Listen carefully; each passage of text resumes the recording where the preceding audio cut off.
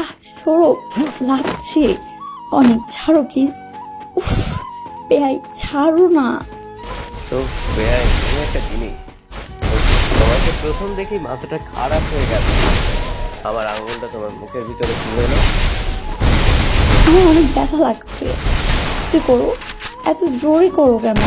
আস্তে ধরবে, এভাবে খামচে দিয়ে ধরে কেউ? আমি ভালো ছেলে বলেই এমন আস্তে ধরেছি, অন্যকে বলে তো সবকিছু। তুমি অনেক পচা, এত খারাপ কেন তুমি বে? এরকম সুন্দর একটা বেআইন থাকলে একটু খারাপ হতে হয়। আর কতক্ষণ করবা? কেউ তো এসে পড়বে। কেউ আসবে না বেআইন, এটা শুধু আমি আর তুমি আছি। শয়তান বেয়াই আমার। শুধু বেআইন আমার। রাকিব হলো মিতুর বিয়াই সাহেব, মানে হলো মিতুর ভাইয়ের সাথে রাকিবের বোনের বিয়ে হয়েছে। সেই সম্পর্কে ওরা দুজন বেয়াই বিয়াই। বিয়ের দিন থেকে রাকিব মিতুর পিছনে আঠার মতো ঘুরঘুর করছে। মিতুর কতবার না করে দিয়েছে রাকিবের প্রেমের প্রস্তাবে, কিন্তু রাকিব তারপরও মিতুর পিছনে লেগেছিল। মিতু রাকিবের সাথে আর থাকতে না পেরে রিলেশনে চলে। বেয়াই আরো জোরে দাও, আমার ভাল লাগছে। এতক্ষণ কেন ছাড়ো ছাড়ো করছিলে বেআইন? তখন অনেক ব্যথা লাগছিল, এখন ভালো লাগছে। জোরে দাও, জোরে। দেখ, আর একটু শক্ত করে জড়িয়ে ধরো। আমার সব কিছু খেয়ে ফেলো। খাচ্ছি, অনেক জোরে খাচ্ছি। আহ, সব কিছু। থামলে কেন তুমি? করো জোরে। ওই আরো জোরে দাও। ভালোবাসি জান। I love you. রাকিব মিতুকে নিয়ে রুম ডেট করতে এসেছে। বেয়াই আর বেআইন একে অপরকে অনেক ভালোবাসে। রাকিব মিতুকে নিয়ে শহরের দামি একটা হোটেল রুম বুকিং নিয়েছে। রাকিবের সাথে মিতু আসে সেখানে। তারপর ওদের দুজনকে আর পায় না। একে অপরকে বেশ কিছু সময় ধরে জড়িয়ে ধরে। রাকিব মিতুর ঠোঁটে চুমু খায়, মিতুও সাড়া দেয়। কিছু সময় পর মিতু কিছু ভয় নিয়ে রাকিবকে বলে, রাকিব, আমার কাছের বান্ধবীদের কাছে শুনেছি প্রথমবার নাকি অনেক কষ্ট হয়, মানে অনেক ব্যথা লাগবে। তাই বলছি বিয়ের আগে এসব না করলে হয় না? রাকিব বুদ্ধিমান, সে মুচকি হাসে। রাকিব মিতুকে জড়িয়ে ধরে বলে, দেখো শোনা, তোমার কোনো কষ্ট হবে না। আমি তোমাকে কষ্ট দিতে পারি বলো? আর তাছাড়া প্রথমবার করলে একটু লাগবেই, সেটা এখন হোক বা বিয়ের আগে, বুঝেছো? আমরা কবে বিয়ে করছি? তোমাকে যখন এটা বলি তখন দেখি কেমন চোখ হয়ে যাও। বুঝলাম না তোমার কি হয়। এই তো শোনা, আর 2 মাস পর চাকরির ইন্টারভিউ বেশ কয়েকটা দিলাম, তবে এটা নিশ্চিত হয়ে যাবে। এত চিন্তা করো কেন, আমি তো আছি, তাই না? চাকরিটা পেয়ে গেলেই 2 মাসের মধ্যে আমি তোমাকে বিয়ে করবো। রাকিব কথাটা বলে মিতুর ঘাড়ে কিস করলো। রাকিবের এমন অনাকাঙ্ক্ষিত চুমুতে মিতু হঠাৎ কেঁপে উঠল। মিতু আরো শক্ত করে জড়িয়ে ধরল রাকিবকে। রাকিবের কাঁধে একটা চুমু দিল মিতু। রাকিব আহ করে ওঠে। রাকিব আস্তে আস্তে মিতুর সব কাপড় খুলে ফেলল। রাকিবের সামনে মিতু এখন কাপড় ছাড়াই দাঁড়িয়ে আছে। মিতু খুব লজ্জা পেয়ে নিজের ওড়না দিয়ে নিজের শরীর ঢাকার চেষ্টা করছে। রাকিব এগিয়ে আসে আবার মিতু ততক্ষণে নিজেকে ওড়না দিয়ে ঢেকে নিয়েছে। রাকিব মুচকি হাসল। রাকিব আর দেরি করে না, সে নিজের সবগুলো কাপড় খুলে ফেলে। তারপর মিতুর গালে একটা কিস দেয়। মিতুর ওড়নাটা নিজ হাতে ধরে। মিতুর শরীর থেকে মিতুর ওড়নাটা সরিয়ে দিল। মিতু কিছুটা বাধা দিল, সম্পূর্ণভাবে রাকিবকে আটকালো না। হাত ধরে মিতুকে পেঁচিয়ে ধরল, তারপর ঠোঁটে একটা চুমু দিল। বিছানার দিকে একটু ঠেলে আনলো মিতুকে, তারপর একটা ধাক্কা দিয়ে মিতুকে বিছানায় ফেলে দিল। ততপর মিতুর উপর ঝাঁপিয়ে পড়ে রাকিব হিংস্র সিংহের মতো। রাকিব, আর কতক্ষণ? আমার খুব কষ্ট হচ্ছে, আর পারছি না তো। এই তো জান, হয়ে গেছে, আর একটু ধৈর্য ধরো। এত উতলা কেন তো তুমি? আহ রাকিব, আমার লাগছে খুব। বুঝতে পারছো না কেন? তোমার ওটা অনেক ব্যথা দিচ্ছে। প্রথমত ব্যথা লাগবেই, সহ্য করতে হবে, পরে দেখবে কিছুই হবে। তুমি এত কিছু জানো কিভাবে? এই তো বলেছি, নিষিদ্ধ গল্প করে জানতে হবে। তুমি ওসব পড়ো? এখন করি না, আগে করতাম। কত আগে পড়া যাচ্ছে? যখন সুন্দরী ব্যান্ডে প্রেম করেছি তবে থেকে। শিখো। আচ্ছা, আস্তেই করছি। এভাবে দুজন বেশ কিছু সময় কাজ চালিয়ে যেতে থাকে। অবশেষে দুজন বিছানায় শুয়ে আছে। মৃত রাকিবের বুকের উপর শুয়ে আছে, আর রাকিব এক হাত দিয়ে মৃতকে জড়িয়ে ধরে রেখেছে। কয়েক মিনিট পর রাকিব মৃতর বুক থেকে হাত বোলাতে থাকে। আরো কয়েক মিনিট রাকিব এভাবে মৃতর বুকে হাত বোলাতে বোলাতে ঠোঁটে একটা কিস করল। মৃত অনেকটা বিরক্ত হয়, দ্রুত রাকিবের বুকের উপর থেকে উঠে জামা পরে নিল। রাকিব আর কি করবে, রাকিবও উঠে কাপড় পরে নিল। এভাবে উঠে গেলে কেন? তুমি না কেমন যেন আমি কি করলাম? সবসময় ডেট করতে চাও। তো মানুষ রুমে কি করতে আসে? রুম ডেট করতেই নাকি? একবার তো হলো, আবার কি? আচ্ছা ঠিক আছে, চলো বের হই। হোটেল রুম থেকে বের হলো দুজন। হোটেল থেকে বাইরে এসে দাঁড়ায়। অনেকটা রোদ পড়ছে। রাকিব একটা রিক্সা ডাকে। মৃতকে একটা রিক্সায় উঠিয়ে দিল রাকিব। মৃত রাকিবের দিকে এক দৃষ্টিতে তাকিয়ে আছে। কখন যে মৃত রাকিবের দিকে তাকিয়ে কেঁদে ফেলেছে মৃত জানে না। মৃতর চোখের পানি স্পষ্ট বোঝা যাচ্ছিল, কিন্তু রাকিবের সেদিকে কোনো খেয়াল নেই। আমার সাথে যাবে না? আমার একটু কাজ আছে, তুমি যাও রিক্সা। তুমি আমাকে ভালোবাসো তো রাকিব? অন্যদের সামনে এসব কি কথা? পরে কথা হবে, যাও। এই মামা যান, সাবধানে যাবেন। রাকিব তুমি আমার থাকবে তো? আরে বাবা, এখন এসব কথা কেন বলছো? পরে তো এটা নিয়ে কথা বলা যাবে। কিন্তু তুমি আরে মামা যান কেন? রিক্সা চলতে শুরু করেছে। মৃত্যু ঘুরে তাকাচ্ছে বারবার রাকিবের দিকে। রাকিব সেদিকে পাত্তা না দিয়ে একটা টঙের দোকানে এসে বসলো। দোকানে বসে এক কাপ চা আর একটা সিগারেট অর্ডার করে। 1 মিনিটের ভিতরে সেটা চলেও আসে। রাকিব চা সিগারেট খাচ্ছে, মৃত্যু রাকিবের জন্য কাঁদছে। রাকিব অনেক খুশি, কারণ অনেকটা বাজে ধরেই মৃত্যুর সাথে রিলেশন এসেছিল রাকিব। রাকিবের আপুর ননদ হয় মৃত্যু, কিন্তু অনেক সুন্দরী থাকায় ছেলেদের পাশে দিত না। রাকিব তাই বন্ধুদের সাথে বাজি ধরে। বর্তমানে মৃত্যুর সাথে রুম ডেট করতে পারায় খুশিতে যেন রাকিবের বুকটা ঝাড় হয়ে আছে। ও সবার সাথে পরিচয় করিয়ে দিই, যে চা খাচ্ছে সে হলো রাকিব। এই তো সবেমাত্র অনার্স শেষ করলো, আর মৃত্যু ইন্টার অনার্সের প্রথম বর্ষের ছাত্রী। ছাত্রী হিসেবে যেমন ভালো, দেখতেও খুব সুন্দর। এলাকা হোক বা ভার্সিটি, সব জায়গাতেই প্রতিটা ছেলেই মৃত্যুর জন্য পাগল। রাকিবও যে মৃত্যুর কথা ভাবতো না বিষয়টা এমন না, তবে মৃত্যুর ভাইয়ের সাথে যে তার আপুর বিয়ে হবে বিষয়টা রাকিব জানত না। অনেক ছেলে মৃত্যুকে প্রপোজ করেছিল, কিন্তু সে কাউকে পাত্তা দেয় না, কখনো কারোর প্রেমে প্রপোজে সাড়া দেয়নি। কথাই আছে না, যেখানে বাঘের ভয় সেখানেই রাকিব আর মৃত্যুর বিষয়টা এমন হয়েছে।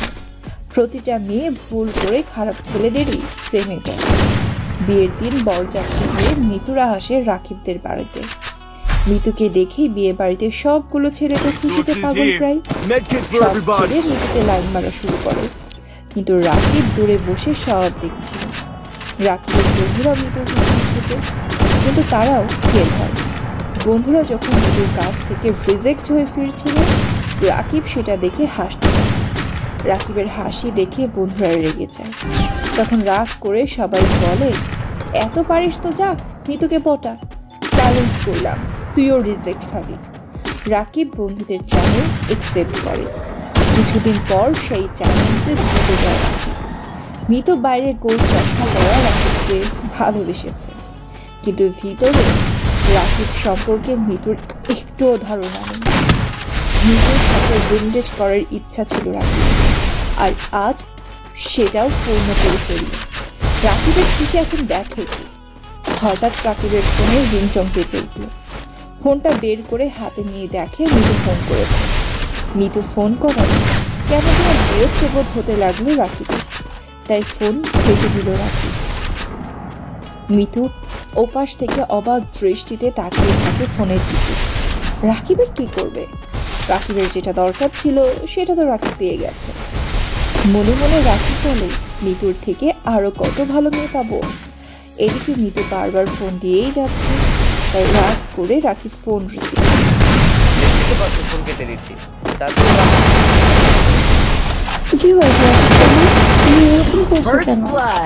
কই কিছু হয়নি তো। তাহলে তুমি তো এরকম ছিল না। যতই ব্যস্ত থাকো না কেন, একবার কল দিলেই রিসিভ করতা। আসলে চাকরির জন্য প্রয়োজনীয় কিছু কাগজপত্র জমা দিতে গেছিলাম তো, তাই রিসিভ করতে পারিনি। আচ্ছা আর এরকম হবে না। এই যে Medkit for everybody. আচ্ছা ঠিক আছে। শোনো, তুমি কি পিল খেয়েছো? খেয়েছি। আচ্ছা এখন রাখি, পরে কথা বলবো। চাকরির জন্য কিছু কাগজ জোগাড় করতে হবে। বাই। ঠিক আছে, বাই। এভাবে কিছুদিন যায়। রাকিব আবার মিতুকে রুম ডেটের কথা বলে, কিন্তু মিতু কিছুতেই রাজি হচ্ছে না। প্লিজ মিতু, শুধু আরেকবার। না রাকিব, বিয়ের আগে আর একবারও না। আমার খুব ভয় হয়, যদি কেউ দেখে ফেলে তখন কি হবে? রাকিব রাগ করে না মিতুর কথাই, বরং সে ঠান্ডা মাথায় অনেকক্ষণ থেকে বোঝালো, শুধু আরেক বাতেও কাজ হলো না। তবে রাকিব প্রথমবার মিতুর সাথে রুম ডেট করার সময় লুকিয়ে ক্যামেরা সেট করে নিয়েছিল। সেই ভিডিওটা মিতুকে পাঠিয়ে দিল রাকিব, করে দিয়ে ভিডিওটা ভাইরাল করে দেওয়ার হুমকি দিয়ে ব্ল্যাকমেল করলো। তাতেই মিতু রাজি হলো না। রাকিব আর কিছু বলে না, তবে মিতু রাকিবকে অনেক কথা শোনায়, কারণ রাকিব তার বিশ্বাস নিয়ে খেলেছে। এভাবে কিছুদিন যায়। রাকিব প্রতিনিয়ত ভিডিও নিয়ে মিতুর সাথে কথা বলে। মিতু খাবার খাওয়া ছেড়ে দেয়, রুম থেকে আর বের হয় না, অনেক কান্নাকাটি করে। একদিন দুপুরে মিতু গোসলে যায়। এমন সময় কি যেন একটা কাজে মিতুর ভাই মিতুর রুমে আসে। হঠাৎ মিতুর ফোনটা বেজে ওঠে। মিতুর ফোনের দিকে তাকায় তার ভাই। রাকিব নামে মিতুর ভাই বলে, এটা কি আমার শালা রাখি নাকি অন্য কেউ? দুবার ফোন বাজে। তৃতীয়বারে তখন মিতুর ভাই রিসিভ করে কথা বলতেই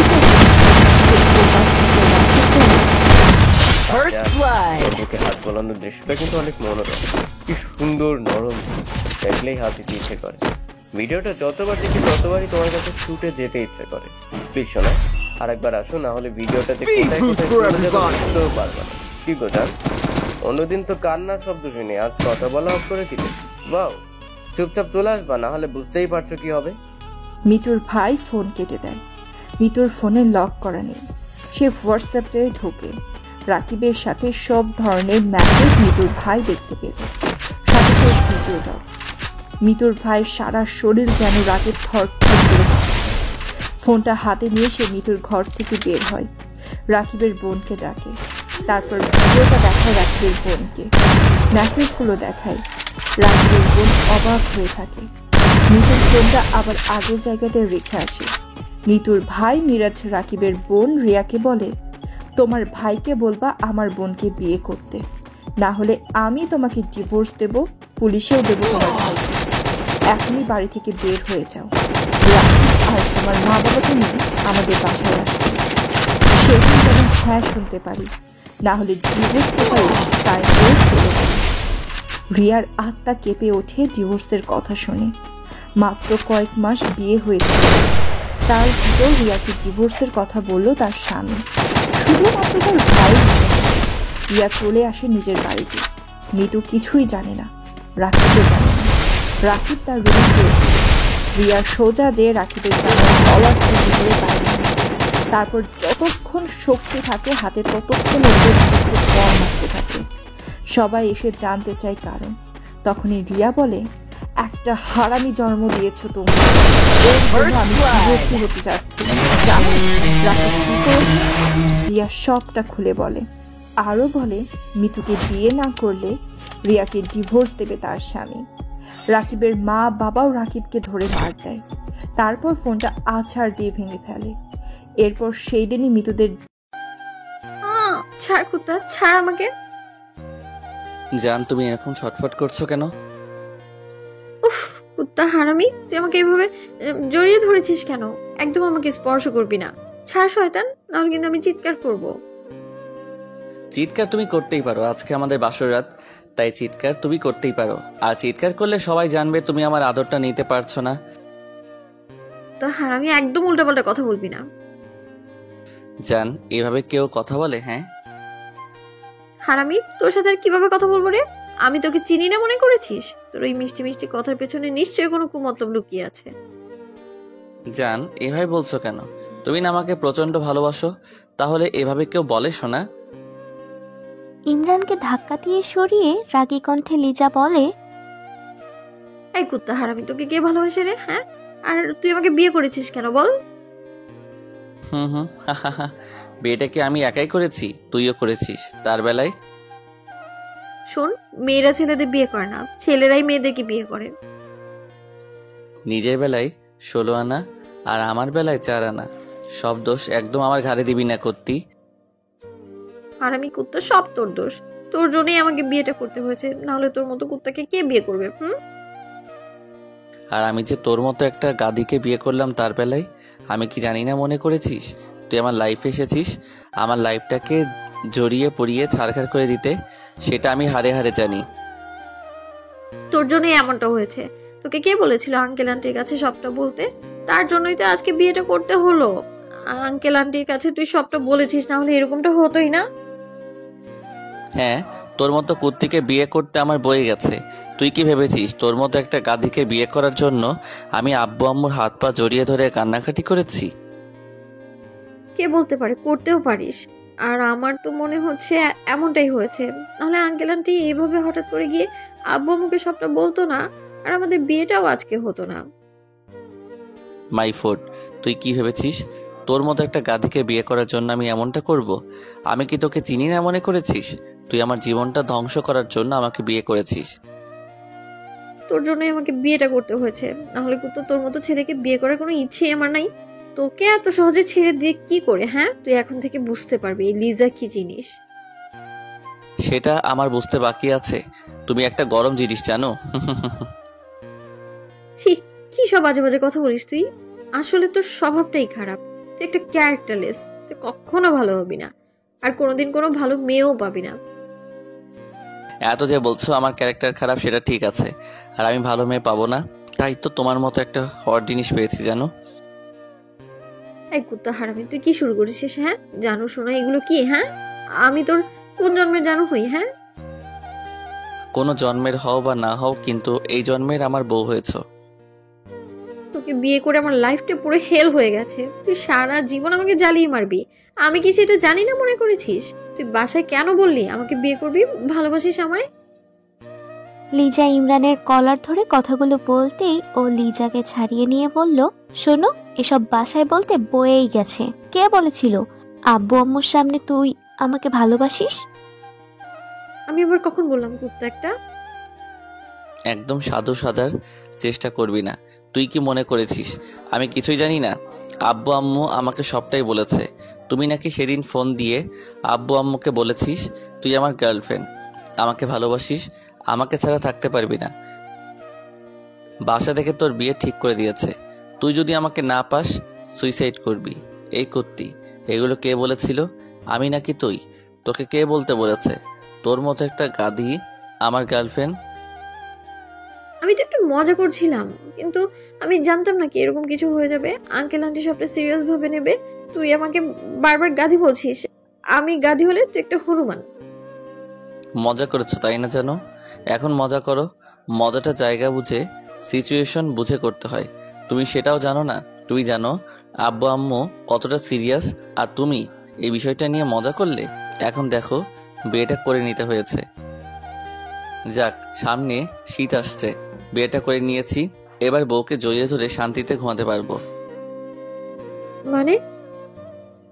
এত মানে বুঝতে হবে না। কাছে আসো বেবি, তোমাকে আদর করি। হারামি কুত্তা, তোর আদর নিতে আমার বই গেছে। একদম আমার কাছে আসবি না, তাহলে কিন্তু আমি সত্যি চিৎকার করব। বিয়েটা করেছে কি দূরে থাকার জন্য নাকি? হ্যাঁ, কাছে আসো, আদর করি। আর তুমি তো এটাই চেয়েছিলে তাই না? তুমি আমার থেকে আদর চাও বলে, আমাকে ভালোবাসো বলে, নিজের করে পেতে চাও, তাই এরকম একটা নাটক করেছিলে। তাহলে এখন দূরে থাকবে কেন? আসো, কাছে আসো। এই না, তুই একদম আমার কাছে আসবি না। তাহলে আমার থেকে খারাপ আর কেউ হবে না। তুই কি ভেবেছিস? হ্যাঁ, তুই এসব বললেই আমি তোকে স্বামী হিসেবে মেনে নিব? কখনো না, তোকে আমি কখনো স্বামী হিসেবে মেনে নিব না। যদি ভাবিস তোর সাথে আমি সারা জীবন থাকবো, তাহলে সেটা তোর ভুল ধারণা। একটা দিন যেখানে তোর সাথে থাকতে পারবো না, সেখানে সারা জীবন আমি জ্বলে পড়ে ছাড় হয়ে যাব। হ্যাঁ, আর আমার কপালটা তো সোনায় বাঁধানো। তুই কি ভেবেছিস আমি কিছু জানি না? আমি সবটাই জানি। তোর জন্য আমাকে এখন বিয়েটা করতে হয়েছে, তাহলে রোমান্স করব না কেন? একবার যখন তোকে বউ করে পেয়েছি, তাহলে এই সুযোগটা হাতছাড়া করে কি করে যান? কখনোই না, তোকে আমি কখনো ভালোবাসবো না করতাম। তুই কে রে যে তোর আদর আমাকে নিতে হবে? আমি তোকে কখনো আদর করব না। বেবি, তোমাকে আদর করতে কে বলেছে? আমি তোমাকে আদর করব, তুমি শুধু চোখ বন্ধ করে থাকবে, আমার আদরটা উপভোগ করবে। চাই না করতে তোর আদর, একদম আমার কাছে আসবি না। নাটকটা করে যখন বিয়ে করতে বাধ্য করেছো, তাহলে এখন কাছে আসবো না কেন? আমি তোমার কথা শুনছি না, আজকে তোমাকে আদর করেই ছাড়বো সোনা। আমি কিন্তু তোকে বারণ করছি, তুই একদম আমার কাছে আসবি না। জান, তুই বারণ করতে পারো তাই বলে কি আমাকে শুনতে হবে নাকি? আর এখন আমার সম্পূর্ণ অধিকার আছে তোমার উপর, তাহলে তুমি বললে সেটা আমাকে শুনতে হবে? বলো, সময় নষ্ট না করে কাছে এসো বেবি। ইমরানের কথায় লিজা পিছিয়ে যেতে লাগলো। লিজার বুকের ভেতর হৃৎপিণ্ডটা লাফালাফি করছে ইমরানের কথাতে। ইমরান হঠাৎই লিজার একটা হাত ধরে নিজের কাছে টেনে নিল ও কোমরে জড়িয়ে ধরল, ওকে নিজের অনেকটা কাছে নিয়ে আসলো। লিজা ড্যাব ড্যাব করে ইমরানের দিকে তাকিয়ে আছে। জান, তোমার হার্টবিটটা তো দ্রুত স্পাম্প করছে কেন বলো তো? মনে হচ্ছে হার্টটা খুলে ভেতরে চলে আসবে। তুই আমার এত কাছে এসেছিস কেন? তুই আমার সাথে কিছু করবি না প্লিজ, তাহলে কিন্তু আমি তোর সাথে ফ্রেন্ডশিপ নষ্ট করে দিব। জানো, তুমি এত ভয় পাচ্ছ কেন? আর ফ্রেন্ডশিপ নষ্ট করলে করবে, এখন তো আমরা স্বামী স্ত্রী, তাহলে ফ্রেন্ডশিপ দিয়ে কি হবে? ফ্রেন্ডশিপের থেকেও তো বড় সম্পর্কের মধ্যে এখন আমরা আছি। জানো, বরের আদর পাওয়া আগেই এত ভয় পাচ্ছ, তাহলে আদর করলে কি করবে? প্লিজ তুই আমার সাথে উল্টাপাল্টা কিছু করবি না, তাহলে কিন্তু আমি সত্যি চিৎকার করব। চিৎকার করবে করো, কে বারণ করেছে? আমি তোমাকে বারণ করেছি? বারবার চিৎকার করব করব বলছো, কিন্তু করতে পারছো না। আমি কি তোমাকে সাহায্য করব? দেখো, এত নাটক না করে চুপচাপ থাকো, আমি তোমাকে আদর করি। চাই না তোর আদর আমার, আমি তোকে ভালোবাসি না আর স্বামী হিসেবে মানিও না, তাহলে তুই আমায় আদর করবি কেন? একদম আমাকে স্পর্শ করবি না। জান, তুমি এত ভয় পাচ্ছ কেন? তোমাকে আদর করব, ব্যথা তো দিব না। দেখো, আজকে এত কিছু করব না শোনা, রাগ করলেও তুমি ব্যথা পাবে না। দেখো, আমি ইমরান লিজাকে আরো কিছু বলতে দিল না, তার আগেই চার ঠোঁট এক করে দিল। ইমরানের স্পর্শে লিজার ভেতরে নিমিষের মধ্যে একটা কারেন্ট হয়ে গেল। আজকে ইমরানও প্রথমবার কোনো মেয়েকে আজকে স্পর্শ করেছে। ইমরান লিজার ঠোঁটজোড়া চকলেটের মতো চুষে যাচ্ছে। ঠোঁটজোড়া ইমরানের কাছে এতটাই মিষ্টি লাগছে, যার জন্য ইমরান ওকে ছাড়তেই চাইছিল না। একটা সময় লিজার মনে পড়ল ও ইমরানকে মানতে পারবে না, সাথে সাথে ও ইমরানকে ধাক্কা মেরে সরিয়ে দিল।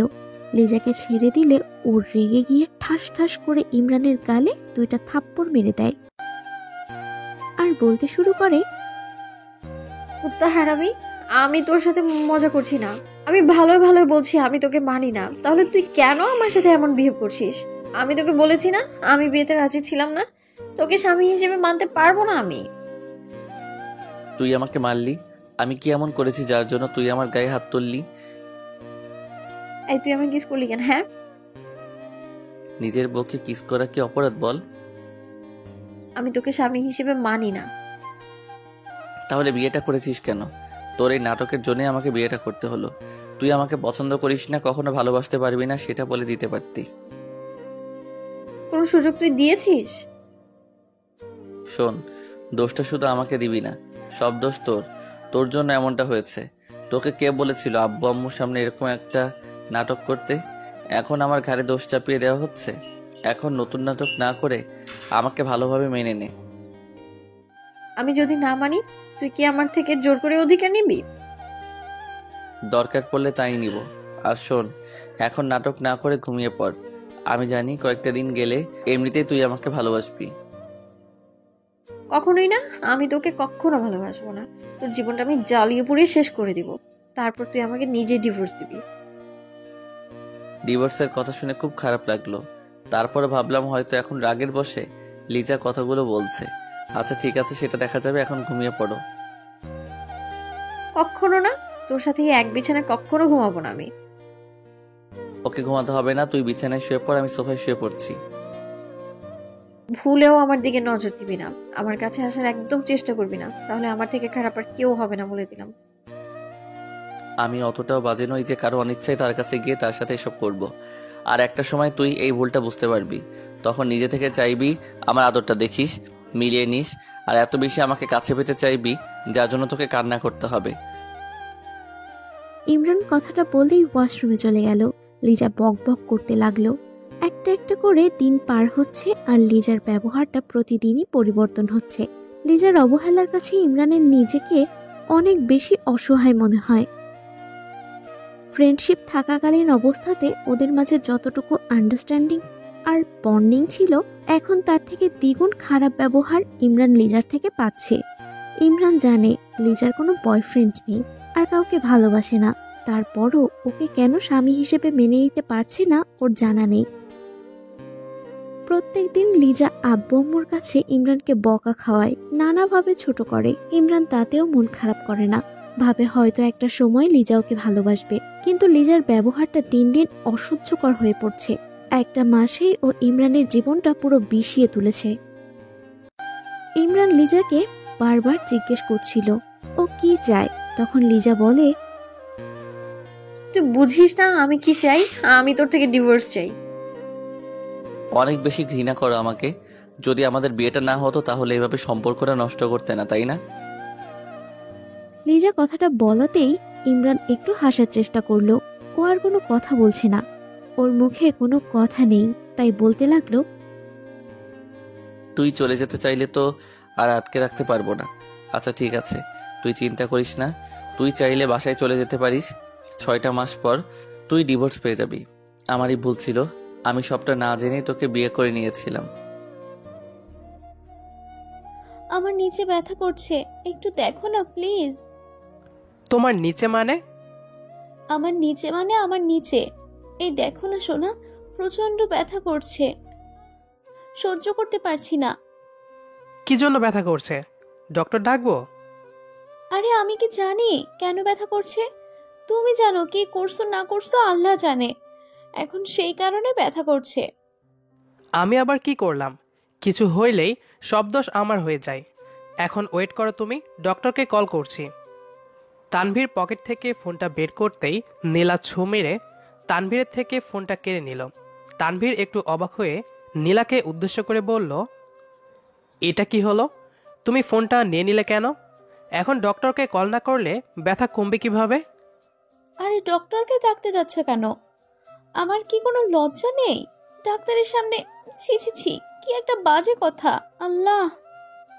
আরে তুমি কি সব বলছো? ডক্টরকে দেখাতে সমস্যা কি? এটা তো মহিলা ডক্টর, তাই না? উনি চিকিৎসা না করলে তুমি ঠিক হবে কি করে? তুমি আছো না, তুমি ঠিক করে দাও। আমি কি ডক্টর নাকি যে আমি ঠিক করে দিতে পারবো? হ্যাঁ, যে কষ্ট দিয়েছে তার দায়িত্ব কষ্টটা লাঘব করা। সো তুমি ঠিক করবে, মানে তুমি ঠিক করবে। আমি কোনো ডাক্তারের কাছে যেতে পারবো না, মানে পারবো না। এটা কেমন কথা? আচ্ছা দেখি চেষ্টা করে ঠিক করা যায় কিনা। জি আসো, আমি শুয়ে পড়েছি। নীলা কথাটা শেষ করতেই বিছানায় গা এলিয়ে শুয়ে পড়ল। তানভীর নীলার দিকে অবাক দৃষ্টিতে তাকিয়ে আছে। আসলে তানভীর মনে মনে এটা আজ করতে পারছে নীলার আসলে কোনো ব্যথা নেই, সে শুধু শুধু এমন বায়না করছে। তবে কিছু করার নেই, কারণ এটা তার মনের ভাবনা, এটা মিথ্যাও হতে পারে। কিন্তু নীলাকে দেখে মনে হচ্ছে না তার কোনো কষ্ট হচ্ছে। তানভীর দাঁড়িয়ে দাঁড়িয়ে নীলাকে নিয়ে বিভিন্ন চিন্তা করছে। নীলা তানভীরকে থ মেরে দাঁড়িয়ে থাকতে দেখে তানভীরকে উদ্দেশ্য করে বলল, কি গো, ওখানে দাঁড়িয়ে থাকবে? এখানে কি আসবে না? ব্যথাটা মনে হচ্ছে বেড়ে গেছে গো। নীলার কণ্ঠে তানভীরের ঘোর কাটল। তানভীর নীলাকে উদ্দেশ্য করে বলল, হ্যাঁ আসছি। তানভীর কথাটা বলতেই নীলা পাশে বিছানায় বসে পড়ল। তানভীর নীলার দিকে তাকাতেই নীলা তানভীরের চোখের ওপর থেকে নিজের দৃষ্টি নামিয়ে নিল। তানভীর মুচকি হাসি দিয়ে নীলার আঁচলটা পেটের ওপর থেকে সরিয়ে দিল। আঁচল সরিয়ে দিতে গিয়ে তানভীরের হাতের স্পর্শ নীলার নাভিতে লাগলো। হাতের স্পর্শ পেতেই নীলার পুরো শরীর মুচড়ে উঠল। নীলা প্রবল আবেশে নিজের মুখ থেকে বের করলো মৃদু চিৎকার। তানভীর আস্তে করে নীলার পেটের ওপর হাত রাখতেই নীলাব ফিসফিস করে বলে উঠল, আরে কোথায় হাত দিচ্ছ? আমার ব্যথা করছে কোমরে, পেটে না। সারাদিন শুধু দুষ্টুমি করার ইচ্ছা থাকে তাই না, ফাজিল একটা। নীলার কথায় কিছুটা অবাক হয়ে তানভীর বলল, তুমি না বললে নিচে? হ্যাঁ নিচেই তো, মানে কোমরের একটু নিচে। নীলার দুষ্টু হাসি দেখে তানভীরে বুঝতে আর বাকি রইল না যে নীলা একটা বাহানা করেছে। আসলে তার আদর চাই এখন, তবে মুখ ফুটে সেটা বলবে না, তাই ব্যথার অজুহাত দেখাচ্ছে। তানভীর আলতো করে নীলার কোমর ধরে নীলাকে ঘুরিয়ে নিল। তারপর নীলার কোমরের ওপর হাত রাখল। নীলা পরম আবেশে তানভীরের হাত ধরে ফেলল। তানভীর নীলার কম্পনে নিজের মধ্যে একটা ব্যাকুলতা অনুভব করল। নিজের স্ত্রীর প্রতি তানভীর সর্বদা দুর্বল। তানভীর তার কোমল হাতে নীলার কোমরে হাত বুলিয়ে দিচ্ছে। নীলা নিজের ঠোঁট কামড়ে ধরে আছে। তানভীরের স্পর্শে সে প্রচণ্ড সুখ অনুভব করছে। কিছু সময় তানভীর নীলার কোমরে হাত বুলিয়ে দিয়ে হঠাৎ করে নীলার কোমরে হাত বুলিয়ে দেওয়া অফ করে দিল। তানভীর থেমে যেতেই নীলা বেশ অবাক হয়ে বলে উঠল, কি গো, থামলে কেন? ভালোই তো লাগছে, হাত বুলিয়ে দাও। নীলার কথা শেষ হতেই তানভীর নিজের গোলাপি রঙের ঠোঁটজোড়া নীলার কোমরে ছুঁয়ে দিল। তানভীরের ঠোঁটের স্পর্শ পেতেই নীলা মুচড়ে উঠল। ভীষণ রকম কেঁপে উঠল নীলা। তানভীর নীলার কম্পনে কম্পিত হলো। তানভীর নীলার কোমরে গভীর চুমু খেল। নীলা নিজেকে আর নিজের মধ্যে রাখতে পারল না। তানভীরের দিকে মুখ ঘুরিয়ে তাকিয়ে নীলাব তানভীরকে নিজের বুকে টেনে নিল। তানভীর পরম আবেশে নীলাকে শক্ত করে জড়িয়ে ধরতেই নীলা তানভীরের ঠোঁটজোড়া নিজের ঠোঁট দিয়ে চেপে ধরল। নীলা আর তানভীর একটা ঘোরের মধ্যে চলে যায়। তানভীর নীলার ঠোঁটে কিছু সময় চুমু খেতেই হঠাৎ করে তানভীরের ফোনটা বেশ শব্দ করে বেজে উঠল। তানভীরের বিন্দুমাত্র কলের দিকে ভ্রুক্ষেপ নেই, কিন্তু ফোনটা একের পর এক বেজেই চলেছে। তানভীর আর নীলা দুজনেই বেশ বিরক্ত হলো। তানভীর নীলার ঠোঁটকে ছেড়ে দিতে বাধ্য হলো, কারণ নীলা তানভীরের ঠোঁট থেকে নিজের ঠোঁটজোড়া আলগা করে নিয়েছে। তানভীর নীলার দিকে প্রশ্নসূচক দৃষ্টিপাত করতেই নীলা মৃদু কণ্ঠে বলল, তোমার কল এসেছে তানভীর? হুম। তানভীর নীলার পাশ থেকে ফোনটা হাতে নিতেই ফোনের স্ক্রিনে দেখতে পেল আলিশা কল করেছে। আলিশা হলো তানভীরের ফুফাতো বোন। এই আলিশাকে নীলা একটু সহ্য করতে পারে না। তানভীর নীলার দিকে তাকিয়ে মুচকি হেসে বলল, 1 মিনিট, আমি আসছি। তানভীর কথাটা শেষ করতেই বিছানা থেকে উঠে পড়ল। ফোনটা নিয়ে তানভীর চলে গেল ব্যালকনির দিকে। নীলা তানভীরের দিকে প্রশ্নসূচক দৃষ্টিতে তাকিয়ে আছে। নীলা ভাবছে কে কল করেছে, যার জন্য তানভীরকে বারান্দায় যাওয়ার প্রয়োজন পড়ল। কথাটা ভাবাচ্ছে নীলাকে। ব্যালকনিতে গিয়ে তানভীর কলটা পিক করলো। কলটা পিক করতে ওপাশ থেকে আলিশা বলে উঠল, ওই এতক্ষণ লাগে কলটা ধরতে? কি করছিলে এতক্ষণ? না, ওই একটু কাজে ছিলাম। বল কি হয়েছে? তুই গাড়ি নিয়ে এখনই এয়ারপোর্টে চলে আয়, আমি এয়ারপোর্টে বসে আছি। তুই এয়ারপোর্টে মানে? আমেরিকা থেকে কবে ফিরলি? আজকের ফ্লাইটে ফিরেছি। ভাবলাম তোদের সারপ্রাইজ দিব, তাই আগে থেকে কিছু জানাইনি। এখন বল কেমন লাগলো সারপ্রাইজটা? ধুর, তুইও না। আচ্ছা 10 মিনিট ওয়েট কর, আমি আসছি। না, 20 মিনিট ওয়েট করেছি, আস্তে ধীরে আয়। আলিশা হঠাৎ করে আবার কেন এলো? বিধাতা জানে আবার কি ঝামেলা আমার জন্য অপেক্ষা করছে। আনমনে কথাটা বলল তানভীর। তানভীর ফোনটা রেখে পিছনের দিকে ফিরে তাকাতেই চমকে যায়। তানভীর পিছনে ফিরে দেখতে পেল নীলা দাঁড়িয়ে আছে তার পিছনে। নীলার চোখে চিন্তা ও বিরক্তিকর ছাপ স্পষ্ট। তানভীর নীলাকে উদ্দেশ্য করে একটু কাপা গলায় বলল, এখানে দাঁড়িয়ে আছো যে, কিছু কি বলবে? কেন, আমার এখানে দাঁড়িয়ে থাকতে কি কোনো সমস্যা, নাকি এখানে দাঁড়িয়ে থাকাটা আমার জন্য বারণ? ওহ নীলা, কামন, এমন করে কথা বলছো কেন মেরি জান? তোমার যেখানে ইচ্ছা সেখানে থাকলে তো আমার সমস্যা শোনা। তোমার জায়গা আমার বুকে, তুমি শুধু এই বুকে থাকবে। তানভীর কথাটা বলতে বলতে নীলার কাঁধের ওপর নিজের 2 হাত রাখল। নীলা ভীষণ তিক্ততার কণ্ঠে বলল, কে আসছে? ওহ, ভালো কথা মনে করিয়ে দিছ। আলিশা আসছে। সারপ্রাইজ দিতে আগে থেকে কিছু জানাইনি। 2 দিন হয়তো থাকবে, তারপর চলে যাবে। হুম। নীলা আর কোনো কথা বলল না। তানভীরের হাত জোড়া নিজের কাঁধের ওপর থেকে নামিয়ে দিয়ে সে চলে যায়। তানভীর বেশ বুঝতে পারছে নীলা আলিশার এখানে এমন হুট করে আসায় মোটেও খুশি হয়নি, কিন্তু কি আর করার, আলিশা তার ফুফাতো বোন, তাকে তো এখানে আনতেই হবে। তাছাড়া তানভীরের করার মতো কিছু নেই।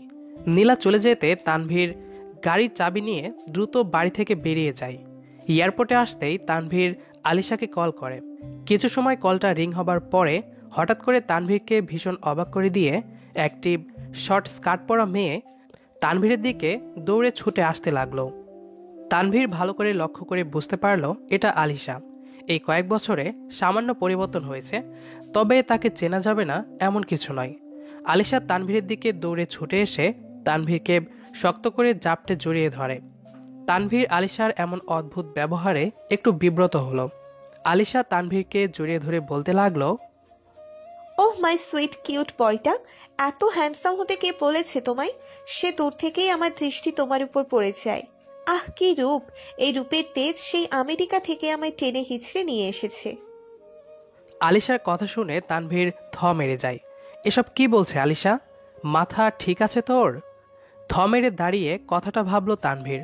অতপর তানভীর আলিশাকে নিজের থেকে আলতো করে ছাড়িয়ে নিয়ে একটু গম্ভীর গলায় বলল, এসব কি কথা আলিশা? তোকে না বারণ করেছি এসব কথা বলবি না? আমি তুই দুজন জানি এটা ফান, তবে তোর ভাবি দেখলে তো অন্য কিছু মনে করতো।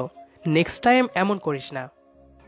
আরে ধুর, মজাটাকে সত্যি করে যে ভীষণ ইচ্ছে ছিল আমার, কিন্তু কপাল, ভাবি তো তোর জীবনে অনেক পরে আসছে।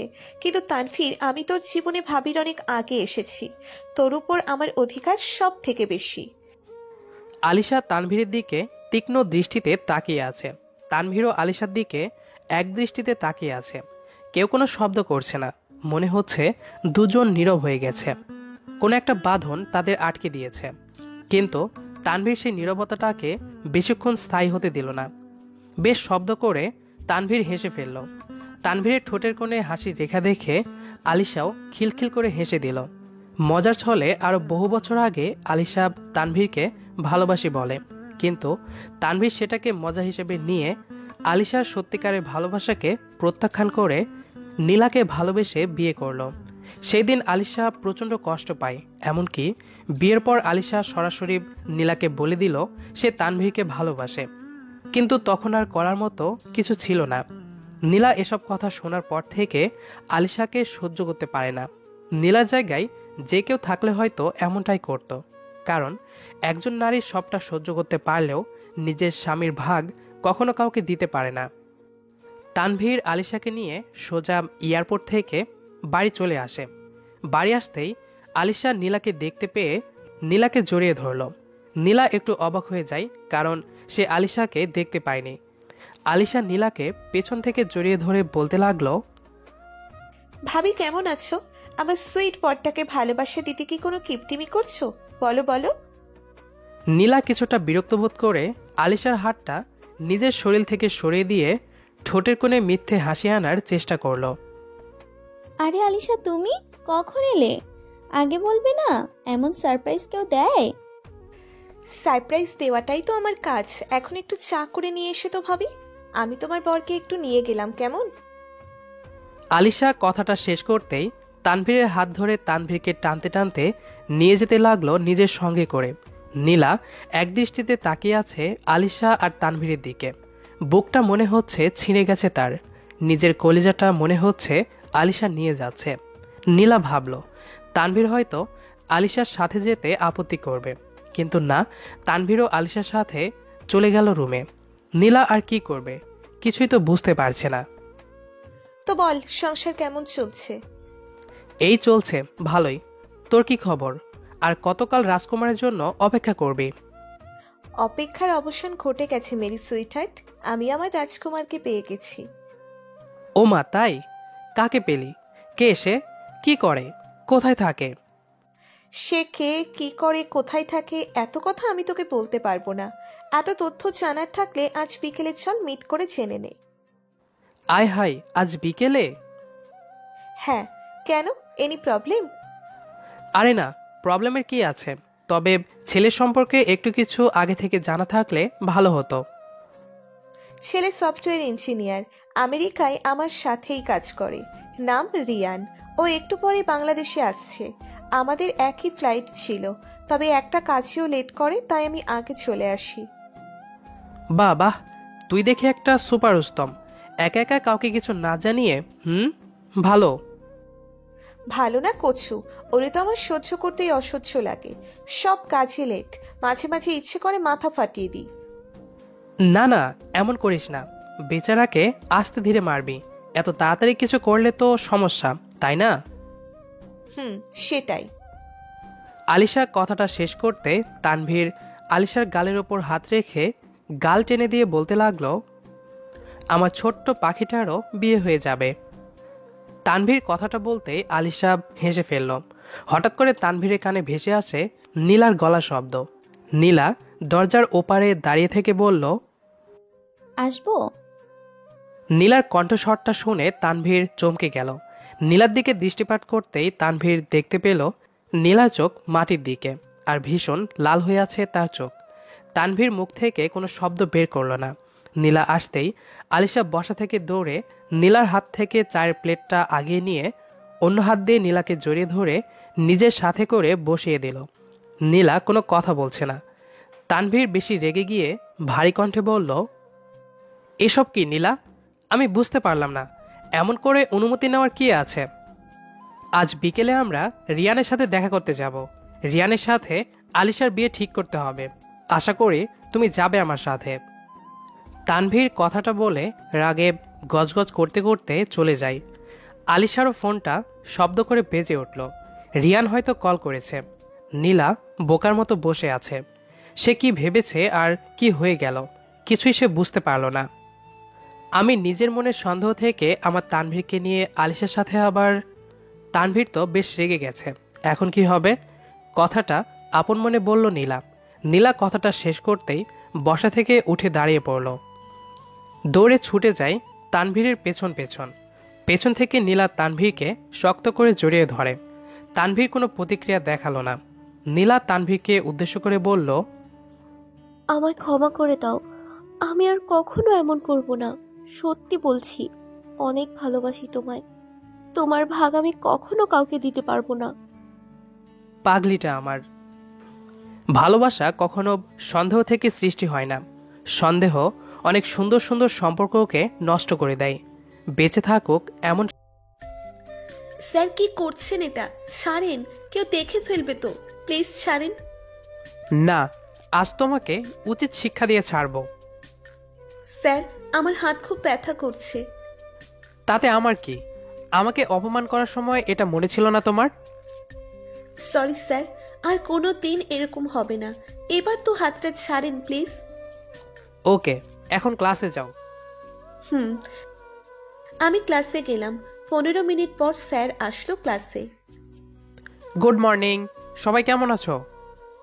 আলহামদুলিল্লাহ, ভালো আছি স্যার। আপনি কেমন আছেন? আলহামদুলিল্লাহ ভালো। স্ট্যান্ড আপ নোহা, কি হচ্ছে এসব? আমি ক্লাসে এসেছি, তুমি কি দেখতে পাওনি? মানে সরি স্যার। তোমার হাতে কি ওটা? কই স্যার, কিছু না তো। বসো। পরিচয়টা দিয়ে নিই। আমি নোহা, ইন্টার ফার্স্ট ইয়ারে পড়ি। আর উনি আমাদের তানভীর স্যার। কলেজ শেষ করে বাসায় যাওয়ার পথে হঠাৎ সামনে এসে একটা গাড়ি দাঁড়ালো। কিছু বুঝে ওঠার আগেই আমাকে টেনে গাড়ির ভিতরে বসালো। এ কি স্যার, আপনি? আমাকে এভাবে গাড়িতে ওঠালেন কেন? গাড়ি থামান, আমি নেমে যাব। আরে যাবো তো, একটু ওয়েট করো। তোমাকে কিছু বলার আছে। কি বলবেন বলেন, আমার কাছে সময় নেই। নোহা, আমি তোমাকে ভালোবাসি। কি শুনতে পেলাম না? আমি তোমাকে ভালোবাসি নোহা। আপনি কি বলছেন স্যার? এসব মাথা খারাপ হয়ে গেছে নাকি আপনার? আমার সব ঠিক আছে, আমি তোমাকে বিয়ে করতে চাই। না স্যার, আমাকে নামিয়ে দেন, আমাকে বাসায় যেতে হবে। তোমার ফোন নাম্বারটা দাও তো। কেন? কথা বলবো, দাও। না দিলে কিন্তু খুব খারাপ হবে বলে দিলাম। ওকে নেন। নাম্বারটা দিয়ে বাসায় আসলাম। গোসল করে খেয়ে প্রাইভেট পড়তে গেলাম। ওখান থেকে বাসায় আসতে সন্ধ্যা হয়ে যায়। তো বাসায় আসলাম, আম্মু অনেক কিছু রান্না করেছে। খেয়ে রুমে গেলাম। ফোনটা হাতে নিয়েই দেখি 19টা মিসড কল হয়ে আছে আননোন নাম্বার থেকে। তো আমি ফোন দিলাম। ফোন রিসিভ করেই ওপাশ থেকে সুন্দর কণ্ঠে বলল, আসসালামু আলাইকুম, কেমন আছো? ওয়ালাইকুম আসসালাম, আলহামদুলিল্লাহ ভালো আছি। কে আপনি? কে আবার? তোমার হবু স্বামী বলছি। কি বলছেন এসব? পরিচয় দেন, নয়তো ফোন কাটলাম। আরে ওয়েট ওয়েট, আমি তানভীর, তোমার স্যার। ও স্যার, কিছু কি বলবেন? না মানে এতবার ফোন দিয়েছিলেন তাই বললাম। বলবোই তো। আমি কালকে আমার আম্মু আব্বুকে তোমার বাসায় পাঠাবো আমাদের বিয়ের কথা বলতে। না স্যার, এটা কখনোই সম্ভব না। আমি আপনাকে বিয়ে করতে পারবো না। বিয়ে তোমাকে করতেই হবে। বাই কলিজা, ঘুমিয়ে পড়ো। হ্যালো হ্যালো, উফ কেটে দিল। বাসায় এখন কি বলবো আমি? আম্মু তো আমাকেই ভুল বুঝবে। ধুর, যা হওয়ার হবে, ঘুমিয়ে পড়ি। কি রে, উঠবি না? 10টা বাজে তো, কলেজে যাবি না? আম্মু আজকে কলেজে যাব না। কেন রে মা, কলেজে কেন যাবি না? কোনো সমস্যা হলে আমাকে বল। আমি কিছু বলতে যাব এমন সময় আব্বু আম্মুকে ডেকে বলতেছে নোহাকে দেখতে এসেছে। শালার আসার সময় পেল না, ঘুমের 12টা বাজিয়ে দিল। ফ্রেশ হয়ে রুম থেকে বেরিয়ে দেখি স্যার আমার দিকে তাকিয়ে আছে। তাড়াহুড়ো করে রুমে গেলাম। একটু পর দরজায় কে জানি ঠক ঠক করতেছে। দরজা খুলেই দেখি স্যার। কিছু বলার আগেই দরজাটা ভেতর থেকে লাগিয়ে দিলাম। এই স্যারটা এমন কেন করছে? কলেজে আর কোনো মেয়ে নেই, আমার পেছনেই পড়ে আছে। স্যার কিছুক্ষণ দরজা ধাক্কাতেই কোনো উপায় না পেয়ে খুলে দিলাম। স্যার ভেতরে ঢুকেই আমার দিকে এগিয়ে আসছে। আজ কে বাঁচাবে তোমাকে? এই বলে স্যার আমাকে জড়িয়ে ধরল। কি হচ্ছে স্যার? আমার থেকে দূরে থাকুন প্লিজ। না, আজ তোমাকে আমি অনেক ভালোবাসবো রে। না, এ কাজ করবেন না প্লিজ। বাসায় আম্মু আব্বু আছে, দেখতে পেলে মেরে ফেলবে। উফ, চুপ করো, তুমি শুধু আমার। এটা বলেই আমাকে বিছানায় ফেলে দিল। চিৎকার করতেও পারছি না। আব্বু আম্মু জানতে পারলে কি হবে? অনেক কিছুই মাথায় আসছে। বাসায় তো সবাই আছে, তাহলে তারা একজন অপরিচিত লোককে আমার রুমে কেন ঢুকতে দিল? আমি এসব নিয়ে ভাবতেছি।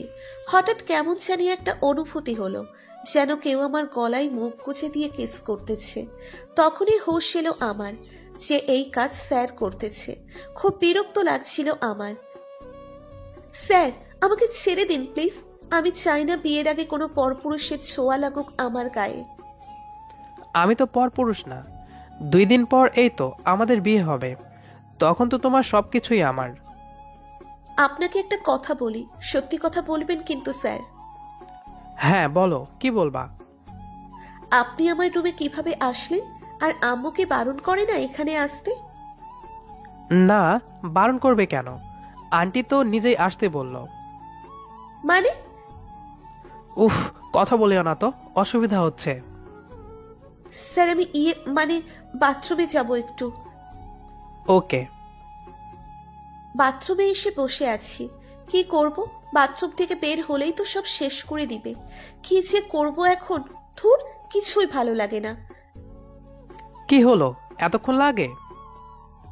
স্যার আসছি। ওয়াশরুম থেকে বেরিয়ে দেখি স্যার আমার জামা কাপড় ছুঁড়ে ছুঁড়ে ফেলছে। এ কি স্যার, আমার জামা কাপড়গুলো সব এভাবে ফেলছেন কেন? একটা জিনিস খুঁজতেছি। কি জিনিস আর আমার রুমে কেন? কিছু না। বলেই হাত টেনে কোলে বসিয়ে আমার অনেক কাছেই এসেছে, হালকা ধাক্কা দিয়ে ফেলে দিল বিছানায়। তখনই আম্মু দরজায় টোকা দিল। নোহা, মা, দরজাটা খুলে দে তো। ইস, এখন কি হবে? আম্মু এই অবস্থায় দেখলে মেরেই ফেলবে। আরে কিছু হবে না, আমার রোম্যান্সের 14টা বাজিয়ে দিল। ছি, আপনি খুব খারাপ স্যার। এই বলেই দরজা খুলে দেখি সবাই আমার দিকে তাকিয়ে আছে। বলল যে, কথা হলো? কিসের কথা আম্মু? আর এই লোককে আমার রুমে কেন ঢুকতে দিলা? আরে মা, কি বলিস? এই ছেলেটা খুব ভালো, তোকে অনেক যত্নে রাখবে। কেমন যে যত্নে রাখবে বুঝতেই পারছি। কি হলো রে? কি ভাবছিস এমন করে? কিছু না আম্মু, আমি ওনাকে বিয়ে করতে পারবো না। আন্টি চিন্তা করবেন না, ও একটু ভয় পাচ্ছে তাই এভাবে বলছে। ও, তা বাবা আসো, খেয়ে নাও আগে, তারপর কথা হবে। হ্যাঁ আন্টি চলুন। এটা কি হলো? আম্মু ওনার উপর রাগ হলো না কেন? কি চলছে ওদের মধ্যে আমাকে জানতেই হবে। নিশ্চয়ই সবাই আমার থেকে কিছু একটা লুকাচ্ছে। এর মধ্যেই আম্মু আবারও বলল, কি রে, খাবি না নাকি? আসছি আম্মু। তারপর নিচে এসে সবাই মিলে খেতে বসলাম। হঠাৎ মনে হলো কেউ আমার পায়ে পা দিয়ে খোঁচা দিচ্ছে। নিচের দিকে তাকিয়ে দেখি স্যার তার পা দিয়ে আমার পায়ে খোঁচা দিচ্ছে। আমি কিছুটা বিরক্তির সাথে আম্মুকে বললাম, আম্মু আমি আর খাবো না। কেন, তোর আবার কি হলো? এবার রাগ সামলাতে না পেরে বলেই দিলাম, কেউ আমার পায়ের মধ্যে বারবার খোঁচা দিলে কিভাবে খাবো আমি? কে খোঁচা দিচ্ছে রে? না মানে কেউ না, আমি গেলাম। ধুর, রাগের মাথায় মুখ ফসকে বলে ফেলছি। খাওয়া শেষ করে আম্মু আপু আর ওনারা কথা বলছেন। পেছন থেকে কেউ আমাকে জড়িয়ে ধরলো। তাকিয়ে দেখি স্যার। আরে স্যার, আপনি কি করছেন? এটা ছাড়েন, সবাই দেখে ফেলবে তো। দাঁড়াও, আজ রাতেই বিয়ে করব তোমায়, তখন তো আর ছাড়েন ছাড়েন বলতে পারবে না। কি? কোনোদিনও না। বিয়ে হলেও আমাকে টাচ করতে দিব না। সেটা সময় হলেই বুঝবা আমি কি জিনিস। কি বলছেন এসব? ছাড়েন তো। ওকে ছাড়তে পারি, একটা শর্তে। কি? তোমার ঠোঁটে একটা কিস করব। কি? কখনোই না। তাহলে এভাবেই থাকি, আমার কিন্তু ভালোই লাগছে। উফ, ঠিক আছে, জাস্ট একটা কিস। ওকে। কিস করা শেষে আচ্ছা যান, থাকো, রাতে দেখা হবে, আল্লাহ হাফিজ।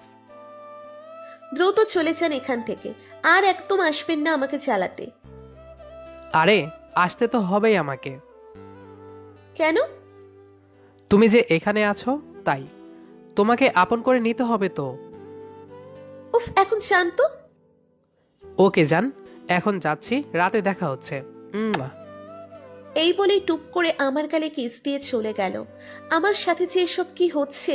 তারপর সন্ধ্যায় আসলো ওনারা সবাই। সবাই বিয়ের কাজে বিজি হয়ে গেল।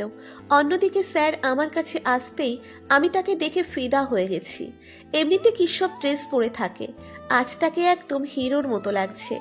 স্যার আমাকে এভাবে তাকিয়ে থাকতে দেখে তুড়ি মেরে বলল, এই যে কি দেখছো? কই কিছু না, আপনি যান এখান থেকে। যাবো তো, তবে তোমাকে বউ বানিয়ে সাথে নিয়ে যাব। প্লিজ, আমি এই বিয়েটা করতে চাই না। এসব বলে লাভ নেই জান, বিয়ে তো তোমাকে করতেই হবে। চান সরেন তো। কথাটা বলেই সেখান থেকে চলে আসলাম। রুমের দিকে যাচ্ছিলাম, এমন সময় ফারিয়া আর স্বর্ণা এসে হাজির। দুজনে মিলে আমাকে রুমে নিয়ে আসলো। তারপর ব্যাগ থেকে একটা সুন্দর গোলাপি শাড়ি বের করে আমাকে পরিয়ে দিল। নিশ্চয়ই এই শাড়িটা স্যারের পছন্দের। শাড়িটা দেখতে সুন্দর, কিন্তু বিয়েতে কেউ গোলাপি শাড়ি পরে সেটা কখনো দেখিনি। ওরা আমাকে রেডি করে চলে যেতেই স্যার এসে আমাকে শক্ত করে জড়িয়ে ধরল। মনে হচ্ছে উনি আমার সাজগোজ শেষ হওয়ার অপেক্ষায় ছিলেন। উফ, আমার বউটাকে তো খুব হট হট লাগছে। ছি, আপনি সব কি বলছেন? বিয়েটা হতে দাও, তারপর সব বুঝতে পারবে। এই ছাড়েন, কেউ এসে পড়বে। আসুক, তাতে আমার কি? এই বলে স্যার আমার ঠোঁটে ঠোঁট লাগিয়ে দিলেন। সাথে সাথে লজ্জায় দু চোখ বন্ধ করে নিলাম। এই লোকটা এখনই যা করছে, আজ রাতে আমার যে কি হবে হে আল্লাহ, আপনিই ভালো জানেন। হঠাৎ কারো কাশির শব্দে স্যার আমাকে ছেড়ে দিলেন। এই ফারিয়া, তুমি এখানে? তোমাকে বলছি না কেউ যেন রুমে না আসে। এখন দেখছি তুমি নিজে চলে আসছো। স্যার ফারিয়াকে রেগে কথাগুলো বলতেই ফারিয়া ভয় পেয়ে বলল, সবাই আমাদের নিচে ডাকছে, কাজী সাহেব চলে এসেছেন। কথাটা বলেই ফারিয়া রুম থেকে বেরিয়ে গেল। তারপর স্যার এসে আমার কোমর জড়িয়ে ধরে কপালে ঠোঁট ছুঁয়ে বললেন, নোহা, নিচে চলো, বাকি আদর না হয় বাসর ঘরে করব। স্যার আমার হাত ধরে সিঁড়ি পর্যন্ত এসে হাতটা ছেড়ে দিলেন, হয়তো সবাই দেখে ফেলবে তাই। তারপর আমাদের বিয়েটা হয়েই গেল। এখন আমার খুব বেশি ভয় লাগছে। আগে তো স্যারের ছাত্রী ছিলাম, তখনই যা করেছেন, আর এখন তো আমি তার বিয়ে করা বউ। আব্বু আম্মুর থেকে বিদায় নিয়ে স্যারের সাথে গাড়িতে উঠলাম। আমার খুব কান্না পাচ্ছে। আব্বু আম্মুকে ছেড়ে এই ভয়ঙ্কর স্যারের সাথে যেতে হচ্ছে। গাড়িতে উঠে বসতেই স্যার পেছন দিয়ে হাত দিয়ে আমার কাঁধে রাখলেন। স্যার, এসব কি করছেন? এই, কে তোমার স্যার? কেন, আপনি? শুধু কলেজে যখন সবার সামনে ডাকবে তখনই স্যার বলবে, তাছাড়া আর কখনো স্যার বলবা না, ওকে? তাহলে কি বলে ডাকবো? কেন আমার নাম ধরে ডাকবা? পারবো না আমি আপনার নাম ধরে রাখতে, আপনি আমার স্যার হন। এই বেয়াদব মেয়ে, তোমাকে বলছি না আমার নাম ধরে ডাকতে। স্যার কথাটা খুব রেগে বলায় আমার চোখে পানি এসে গেল। ভয় পেয়ে মৃদুস্বরে বললাম, কিন্তু স্বামীকে তো নাম ধরে ডাকতে নেই। আমি তো তোমাকে অনুমতি দিয়েছি আমার নাম ধরে ডাকতে। আমি চুপ করে আছি। কিছুক্ষণ পর স্যারের বাড়িতে এসে পৌঁছলাম। আমাকে কিছু মহিলাদের কাছে বসিয়ে রেখে স্যার কোথায় যেন চলে গেলেন। তারা সবাই আমার সাথে গল্প করছে। কিছুক্ষণ পর আমাকে ফুল দিয়ে সাজানো ঘরে নিয়ে যাওয়া হলো। ঘরের চারিদিকে নানা ধরনের বইপত্র রাখা। নিশ্চয়ই এটাই স্যারের, না মানে তানভীরের ঘর। অনেকক্ষণ হলো ঘোমটা দিয়ে বসে আছি, কিন্তু স্যার এখনো আসছেন না। রাত 10টার পর স্যার রুমে এসে দেখেন আমি বসে বসে ঝিমুচ্ছি। বিছানায় পড়ে যাব এমন সময় স্যার এসে আমাকে তার বুকে শুইয়ে দিলেন। নোহা, খুব ঘুম পাচ্ছে? হুম। আচ্ছা ঠিক আছে, ঘুমাও, তবে কাল একদম ঘুমালে চলবে না। কি বলছেন, ঘুমাবো না মানে? বাহ, তোমার ঘুম তো ভেঙে গেছে। কথাটা বলেই স্যার আমাকে টেনে দাঁড় করিয়ে কোলে তুলে নিল। আমি শুধু অবাক চোখে স্যারের দিকে তাকিয়ে আছি। ওনাকে আজ খুব বেশি সুন্দর লাগছে। শুনেছি ভালোবাসলে সবচেয়ে কালো মানুষটিকেও পৃথিবীর সব থেকে সুন্দর মনে হয়। আচ্ছা, আমি স্যারকে ভালোবেসে ফেলিনি তো? স্যার আমাকে কোলে নিয়ে আমার বুকে তার মাথা রাখলেন। তারপর আমার ঠোঁটের দিকে কিছুক্ষণ। একদমই কাছে আসবা না আমার, আমি বারণ করছি, একদমই কাছে আসবা না। তুমি দেখতে অনেক সুন্দর, আজকে তোমাকে অনেক আদর করব। তোমাকে প্রথম দেখাতেই ভালোবেসে ফেলেছি, আমাকে তোমার কাছে আসতে দাও। বললাম তো কাছে আসবা না, তুমি বারণ করেছি, চুপচাপ শুনবা। কেন, আমাকে কি তোমার পছন্দ হয়নি? কখন বললাম পছন্দ হয়নি? হয়েছে তো, তারপরও তুমি আমার কাছে আসবা না। তুমি আমার বউ, তোমাকে আদর করব, তোমাকে স্পর্শ করব, তোমার সাথে রোম্যান্স করব, অথচ তুমি বারণ করছো। কেন করছো? সমস্যা কোথায়? অনেক সমস্যা। আমার দিকে এখন নজর দিবা না, দিবা না মানে দিবা না, ব্যাস। আসো বউ, কাছে আসো, একটু আদর করি, জড়িয়ে ধরি তোমাকে। নীরব কথাটা বলেই নিশিকে জড়িয়ে ধরল। নিশি নিজেকে ছাড়িয়ে না নিলে অসুস্থ বোধ করছে নীরবের স্পর্শে। নীরব নিশিকে জড়িয়ে ধরার পর নিশির ঠোঁটে কিস করে। নিশি তখন মৃদু রাগ দেখিয়ে বলে, একদমই কিন্তু দুষ্টুমি করবো না, বলে দিলাম, অনেক হয়েছে। কি বলো গো, আমার সুন্দরী বসে যদি দুষ্টুমি না করি তাহলে কার সাথে করবো গো? পাশে ভাই ভাবির সাথে বুঝি? তাহলে তোমার সাথে দুষ্টুমি করবো গো। আমি তোমাকে বারণ করেছি না, কাছে আসবে না, কিস করবো না, কোথাও হাত দেবো না, বলে দিলাম। আচ্ছা, একভাবে কিস করবো না, তবে মাঝে মধ্যে তো একটু চুমু খেতে দিবা নাকি? কপালে চুমু দেবো, ছোটও দেবো, খবরেও দেবো। তুমি বলছো না এটা, বারণ করেছি। এমন করলে পরে কিন্তু আমাকে আর কাছে যাবে না, বলে দিলাম। সাহস, আমাকে নাকি কাছে আসতে দেবে? দেখা যাবে কে কার কাছে আসতে না দেয়। হ্যাঁ, তুমি নিজেই পারবা না আমার কাছে না আসে থাকতে, নিজেই আদর খাইতে চলে আসবা। তোমার কি মনে হয় আমি আদর খেতে চলে আসবো? আমার এতই উত্তেজনা উঠে গেছে ফাজিল। নীরব নিশির কথায় কান দেয় না। নিশির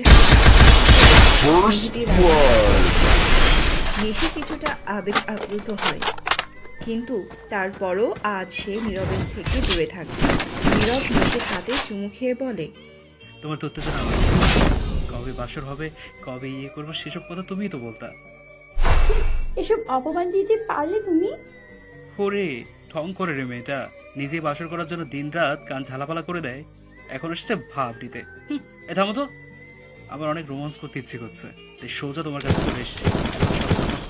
আমি রোমান্স করবো। এই তুমি যে বাড়ির পাশে বারণ করে পড়ো আমাকে একটু বলছো, লজ্জা শরম নেই তোমার?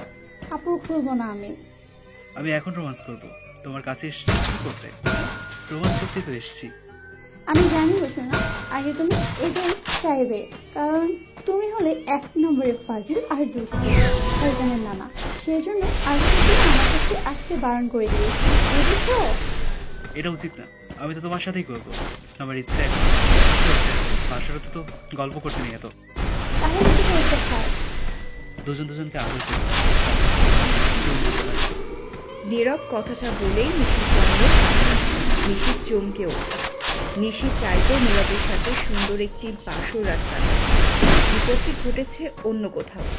নীরবকে এখন বলতেও পারছে না, তাছাড়া কি করবে? নিশি নীরবের হাত তার কোমর থেকে সরাতে গিয়েও থেমে যায়। নিশির বারণ নীরব শোনে না।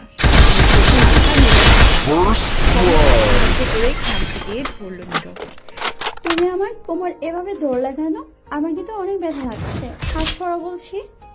না, সরাবো না, আমি আমার বউয়ের কোমর ধরেছি, ওকে হাত দেবো, কোনো সমস্যা? হ্যাঁ সমস্যা আছে বলেই তো বারণ করেছি। বারণ করবে কেন তুমি? হ্যাঁ, বউ হও তুমি আমার, বারণ করলে শুনবো নাকি?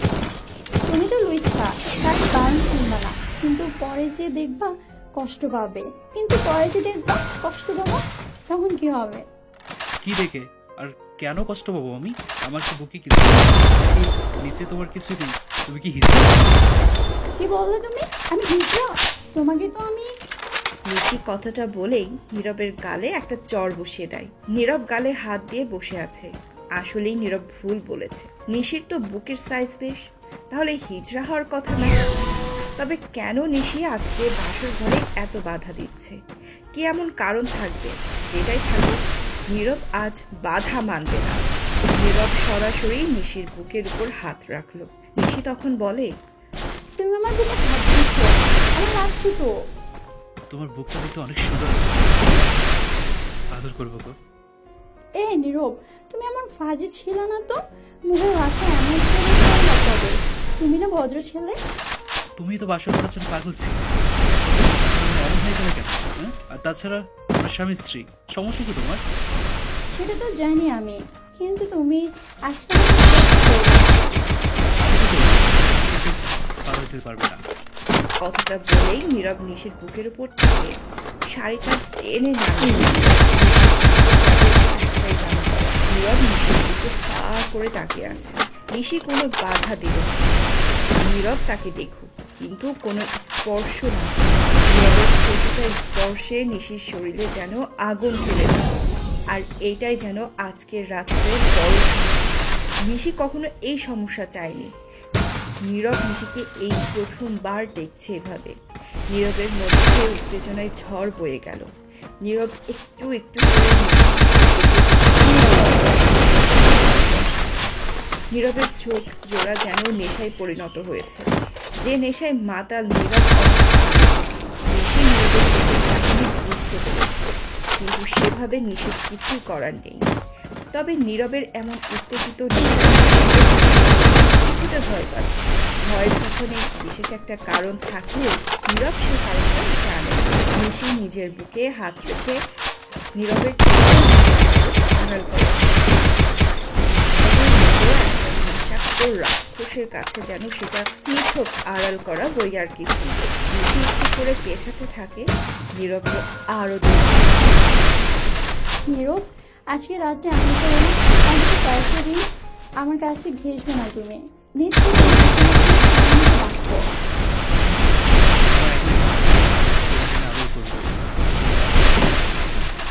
আদৌ মানে তুমি কি করবে শুনি? তোমার বুকে হাত দেবো, জোরে চাপ দেবো, খাবো সেগুলো, তোমার মিষ্টি, তারপর শেষ সময় রোম্যান্স করবো। আরে তুমি কি গাধি নাকি? রোম্যান্স বোঝো না? রোম্যান্স মানে হলো তোমার সাথে আমি সবাই কি করে? তুমি সবারটা দেখে বেড়াইছো নাকি? সত্যি করে বলো, তুমি এসব কিভাবে জানো? এত বাধা দিলে রাগ উঠে যাবে, তখন কিন্তু আর নিজেকে কন্ট্রোল করতে পারবো না। সব কি করে? আজ না করলে হয় না নীরব? কিন্তু কেন আজ না করলে? তোমার হ্যাঁ, বাসরাতে বউকে আদর করে সব বড়েরা, আমিও করব। এতে তো প্রশ্ন করার কি আছে? সত্যি করে বলো তো, তুমি এখন পছন্দ করোনি? তুমি কি কাউকে ভালোবাসো? এসব কোনো কারণে নেই। আমার তো তোমাকে পছন্দ, কিন্তু তুমি বুঝতে পারছো না। আমি বুঝতে পারছি। লজ্জা আদর করতে দিবা না? আরে এটা কি বলতে পারছো না? বলো বলো। আমি বলতে পারবো না। আমার অনেক লজ্জা করছে। বলবা কি না? বলো, নাহলে আমি কিন্তু আর বাধা শুনবো না। আচ্ছা বলছি। নিশি লজ্জা পাচ্ছে। নীরব নিশির দিকে তাকিয়ে আছে। নীরব বুঝতেই পারছে হঠাৎ নিশির কি হলো। নতুন বিয়ে করে একটু আগেই বউকে ঘরে এনেছে, আর তারপর তো রোম্যান্স করতেই হবে। কিন্তু নীরব যতবার নিশির কাছে আসতে চায়, নিশি ততবারই বারণ করেছে।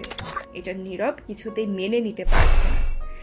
নিশি আর নীরবের অ্যারেঞ্জ ম্যারেজ, তবে বিয়ের আগে ওরা 2 মাস ফোনে কথা বলেছে একে অপরের সাথে। এতে বোঝা গিয়েছিল দুজন দুজনকে বেশ পছন্দও করে ফেলেছে। নিশি সবসময় চাইতো একটা বাসর রাত, যেখানে সে তার বরকে সবকিছু বিলিয়ে দেবে ভালোবেসে, তার বড় নিশিকে ভালোবেসে আদর করবে। এইসব কিছু নীরব জানত। নীরবকে নিশি সব বলেছিল।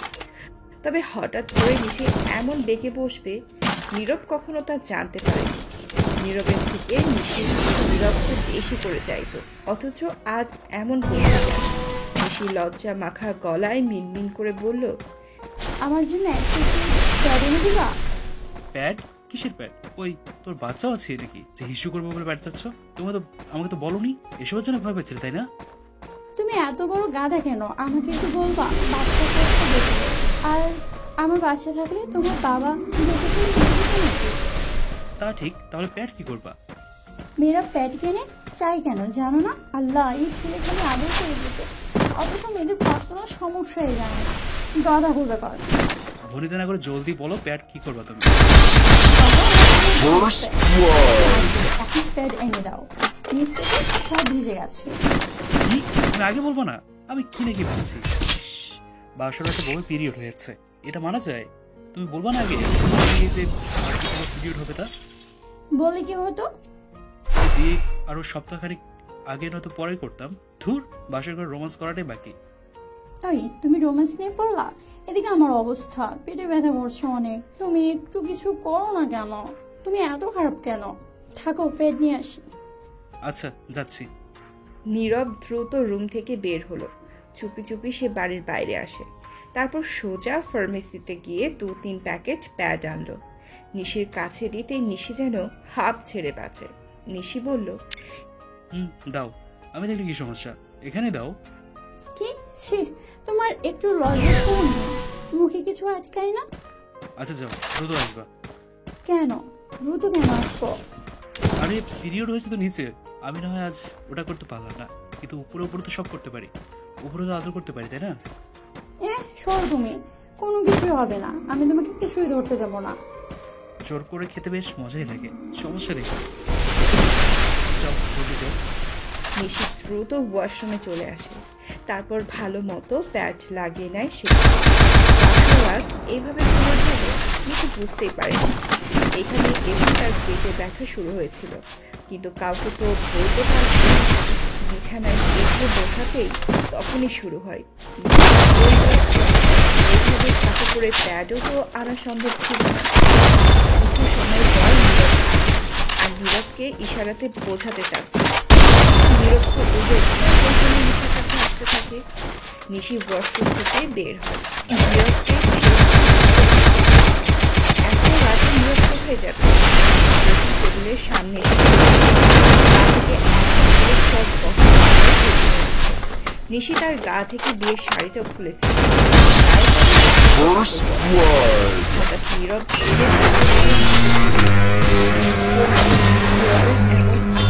স্পর্শে নিশি ভয় পায়। নীরব নিশির কাঁধে চুমু দিল। নিশি কিছুটা কেঁপে ওঠে। নীরব নিশির পেটে হাত বোলাতে থাকে। আস্তে আস্তে সেই হাত নিশির বুকের দিকে এগিয়ে আসতে শুরু করেছে। এসব কি হচ্ছে? ছাড় বলছি। ওটা না হয় করা যাবে না, কিন্তু অন্য খানেতে স্পর্শ করা যাবে, চুমুও তো খাওয়া যাবে, আদরও তো করা যাবে, তাই না? কিন্তু আমার ফিলিংস বেড়ে গেছে, কি হবে তখন? তখন তুমি পূর্বা, যেমন আমিও পূর্ব। শক্ত তো, সর এখান থেকে, একদমই কাছে আসবা না। কাছে তো এসেই পড়েছি, এবার শুধু আদরের পালা। দেখো ভালো হবে না, বলে দিয়েছি। সবই ভালো হবে, তোমার বাধা আর আমি শুনবো না। কথাটা বলেই নিশিকে বিছানায় ফেলে দিল নীরব। তারপর সোজা নিশির উপর ঝাঁপিয়ে পড়ে। নিশির ঠোঁট খেতে থাকে নীরব, আর নীরবের হাত নিশির বুক চাপ সৃষ্টি করতে থাকে। নিশি কিছুই বলতে পারে না। কয়েক সেকেন্ড পর নিশিও সাড়া দিতে থাকে। নীরব শক্ত করে জড়িয়ে ধরে একের পর এক চুমু খেতে খেতে রাতটা পার করে। ধন্যবাদ সবাইকে। আমাদের গল্প যদি আপনাদের ভালো লেগে থাকে তাহলে আমাদের চ্যানেলটি সাবস্ক্রাইব করে পাশে থাকা বেল আইকনটি প্রেস করে অল নোটিফিকেশন অন করে দিবেন, যাতে আমাদের আপলোডকৃত ভিডিও সর্বপ্রথম আপনারা দেখতে পান। সকালে ঘুমিয়ে আছি, এমন সময় কে যেন আমার ঠোঁট কামড়ে ধরলো। আমি চোখ খুলতেই দেখি একটা মেয়ে আমার ঠোঁট জোড়া কামড়ে ধরে আছে। আমি এই মেয়েটাকে ধাক্কা দিয়ে সরিয়ে দিয়ে বললাম, এই মেয়ে আপনি কে? আর আমার এই সুন্দর ঠোঁট জোড়া কেন কামড়ে ধরেছিলেন? এই পিচ্ছি ছেলে, তোর ঠোঁট জোড়া আমার খুব পছন্দ হয়েছে, মন চাইতেছে এক্ষুনি খেয়ে ফেলতে। ঠোঁট কি মুড়ির মোয়া যে বললেই একদম খেয়ে ফেলবেন? আর আপনাকে সাহস দিয়েছে কে আমার রুমে আসার? আমার সাহস আছে তাই এসছি। এই আপু আম্মু তোমরা কোথায়? কি হয়েছে রে মেঘ? আপু এই মেয়েটাকে আর আমার রুমে আসতে বলেছে কে? এইটা আমার বান্ধবী। কি রে জান্নাত, তুই এই রুমে এসেছিস কেন? তোকে না বসিস ছাদে যেতে। বান্ধবী, তোর ভাইকে আমার খুব পছন্দ হয়েছে। সবচেয়ে বেশি পছন্দ হয়েছে ওর ওই মিষ্টি ঠোঁটগুলো। আহ কি মিষ্টি রে বান্ধবী। এই মেয়েকে নিয়ে যাবে নাকি আম্মুকে ডাক দেব? আর ডাকতে হবে না, যা ফ্রেশ হয়ে আয়, স্কুলে যাবি তো আবার। যাব। ধুর, সকালবেলা সেই একটা স্বপ্ন দেখছিলাম, এই ডাইনি মেয়েটা কোথা থেকে এসে আমার স্বাদের ঘুমটা হারাম করে দিল। তারপর আমি উঠে ফ্রেশ হয়ে স্কুলের জন্য রেডি হয়ে নিলাম। খাওয়া দাওয়া করে চলে আসলাম স্কুলে, আর কয়েকটা ক্লাস করে চলে আসলাম বাসায়। কলিং বেল দিতেই আম্মু এসে দরজা খুলে দিল। কি রে মেঘ, চলে আসলি যে? আম্মু ভালো লাগছিল না, তাই চলে আসলাম। ও আচ্ছা, যা ফ্রেশ হয়ে খাওয়া দাওয়া করে একটু ঘুমিয়ে নে, তাহলে ভালো লাগবে।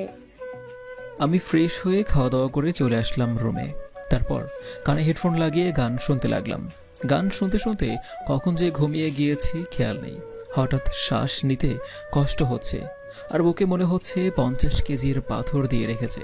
আমি চোখ খুলে দেখি আপুর বান্ধবী আমার বুকের উপর শুয়ে আছে। আমি হাত পা নাড়াচাড়া করতে পারছি না, কি করব ভাবতেছি। ভালোভাবে তাকিয়ে দেখি জান্নাত আপুর ঠোঁট জোড়া আমার খুব কাছেই, তাই বেশি কিছু না ভেবে একটা চুমু দিলাম। তখন বুঝতে পারলাম আপু আমাকে চুমু দিচ্ছে। তখন আমি জান্নাত আপুকে ধাক্কা দিয়ে নিচে ফেলে দিলাম। এই যে আপু, আপনি কি পাইছেন বলুন তো? সকালেও ঘুমাতে দেন নাই, আবার এখন ঘুমাইছি এখনো ঘুমাতে দিচ্ছেন না। আপনার সমস্যা কি? আমার সমস্যা হচ্ছিস তুই। আমি তোকে বিয়ে করতে চাই। তোকে আমার খুব পছন্দ হয়েছে, যা চাইবি তাই পাবি। যা চাইবো তাই দিবেন তো? যা চাইবি তাই পাবি। কোন বড় বড় জিনিস? আমি যেই বলতে যাব এমন সময় আপু এসে বলল, কিরে জান্নাত, তুই আবার এসেছিস মেঘের রুমে? তোকে না মানা করেছি যাতে আর না আসতে হয় এই রুমে? আমি তো তোকে বলেই দিচ্ছি যে তোর ভাইকে আমার খুব পছন্দ হয়েছে, তোর ভাইকে বিয়ে করব, আর করবই আমি। আমার ভাই এখনো ছোট, আমি আমার ভাইকে একটা ডাইনির হাতে তুলে দিব না। কি বললি? আমি ডাইনি? তুই ডাইনি। চল আমার সাথে, আম্মু ডাকতেছে। তুই একটু দাঁড়া, আমি এক্ষুনি আসতেছি। জান্নাত আপু আমার কাছে এসে আমার 2 গালে আর ঠোঁটে চুমু দিয়ে বলল, লক্ষ্মীটি, আর কোনো মেয়ে যাতে আমার জিনিসগুলো নিতে না পারে, যদি নেই তাহলে দেখিস তোর খবর আছে। চলো ননদি। জান্নাত আপু চলে গেল। আমি শুয়ে শুয়ে ভাবতেছি এইসব কি শুরু করেছে আপু। আমি উঠে ওয়াশরুমে চলে গেলাম। আয়নায় তাকাতেই দেখলাম চোখ কপালে উঠে গিয়েছে। লিপস্টিক লেগে আছে গালে ঠোঁটে সব জায়গায়। আমি পানি দিয়ে অনেক কষ্টে লিপস্টিকগুলো উঠালাম। উঠিয়ে চলে আসলাম নিচে। এসে দেখি জান্নাত আপু আম্মুর সাথে কথা বলতেছে। আম্মু বলল, আচ্ছা, আমি মেঘের আব্বুর সাথে কথা বলে দেখি কি বলে, তারপর তোমাকে জানাবো। ঠিক আছে, আজ তাহলে যাই আমি। ঠিক আছে, যাও। জান্নাত আপু আমার কাছে এসে বলল, আমার জিনিস যেন আমার থাকে, অন্য কাউকে দিলে তোর খবর আছে। আমি চলে আসলাম বাইরে স্কুল মাঠে। এসে দেখি আমার সব বন্ধুরা বসে আছে। ফয়সাল বলল, কিরে মামা, কোথায় ছিলি সারাদিন? বাসায় হয়। কেন, কি হয়েছে? না এমনি, চল আজকে আমাদের বাসায় যাবি। ঠিক আছে চল। আমরা চলে আসলাম ফয়সালদের বাসায়। কলিং বেল দিতেই আন্টি এসে দরজা খুলে দিল। আমরা ভিতরে চলে গেলাম। ভিতরে যেতেই আন্টি আমাদের জন্য শরবত নিয়ে আসলো। আমরা শরবত খেয়ে বসে আছি। তখন ফয়সাল বলল, মেঘ, ওই দেখ পাশের বাড়ির মেয়েটা কত সুন্দর, তাই না? রে, মেয়েটা অনেক সুন্দর। চল ছাদে আমি দেখি মেয়েটা আমাদের দেখে আসে কি না মেয়েটা। চল তাহলে। আমরা চলে আসলাম ছাদে। এসে দেখি মেয়েটা আগে থেকেই ছাদে চলে এসেছে। আমি ভালো করে তাকিয়ে দেখি, আরে এটা তো জান্নাত আপু। আজ শেষ, আমাকে পেলে পুরো মেরেই ফেলবে। যেই মেয়ে এটা। ফয়সাল, আমি নিচে চলে যাই। ওইটা আমার আপুর বান্ধবী, আমাকে দেখলে পুরো মেরে ফেলবে। তোকে কেন মারবে? আমাকে ফল যা তো। তোকে বলা যাবে না। আমি তো তোর বন্ধু, আমাকেও কি বলা যাবে না? না, কাউকে বলা যাবে না। এই বলে চলে আসলাম বাসায়। কলিং বেল দিতেই আপু এসে দরজা খুলে দিল। আপু, তোমার ওই বান্ধবী যেদিন আসবে আমাকে ওদিন বলে রাখবা। তোমার বান্ধবীর জ্বালায় ঘুমাতেই পারি না। না, ঘুমিয়ে তো তখন ভালোভাবে চুমু দিতে পারিস। না দিলে হয় কি করে? তাই তো বিয়ে করেই দিবে, তখন সারাদিন পড়ে থাকিস বউকে নিয়ে। তুমি যখন বলেছ তখন থাকবোই তো। এই বলে চলে আসলাম ওপরে। ফ্রেশ হয়ে নিচে আসতেই আম্মু বলল, মেঘ, তোর বিয়ে ঠিক করেছি। মানে কি বলতেছো আম্মু? আমি এখনো পিচ্ছি, আব্বুর টাকায় বসে বসে খাই, আর তুমি কিনা বলতেছো আমাকে বিয়ে দিয়ে দিবে? বিয়ে করিয়ে দিল তখন ঠিকই কাজে যাবি। এখন কাজের কথা বললেই দূরে দূরে থাকিস। কি কাজ করতে বলছো যে আমি দূরে দূরে থাকি? কিছু না, আমি যা বলছি ঠিকই বলছি। কাল তোর বিয়ে। আমি কিছু বললাম না, কারণ মনে মনে আমি অনেক খুশি। আপুর বান্ধবীর হাত থেকে তো রেহাই পাবো। আচ্ছা আম্মু, বিয়েটা কবে? কি রে, এখন তোর মন কোথায় চলে গেছে? বিয়ের কথা যে বলতেছিস, তুই না বলেছিস এখনো তুই পিচ্ছি, কাজ কাম করিস না? কই আম্মু, আমাকে বিয়ে করিয়ে দিলে 2 দিন পর বাচ্চার বাবা হয়ে যাব। সামনের শুক্রবারে বিয়ে তোর। ও আচ্ছা। আমি চলে আসলাম বাহিরে। এসে ফয়সালকে ফোন দিলাম। হ্যালো ফয়সাল। মামা বল। মামা, আমার তো বিয়ে ঠিক হয়ে গেছে। এইসব কি বলতেছিস মেঘ? আমার সাথে মজা করতেছিস নাকি? আরে তোর সাথে মজা করবো কেন? যখন বিয়ের কার্ড পাবি তখনই বুঝতে পারবি। তুই কোথায় আছিস এখন? এই তো মামার চায়ের দোকানে। আয়, আমি বসে আছি। ঠিক আছে, তুই বস, আমি আসতেছি।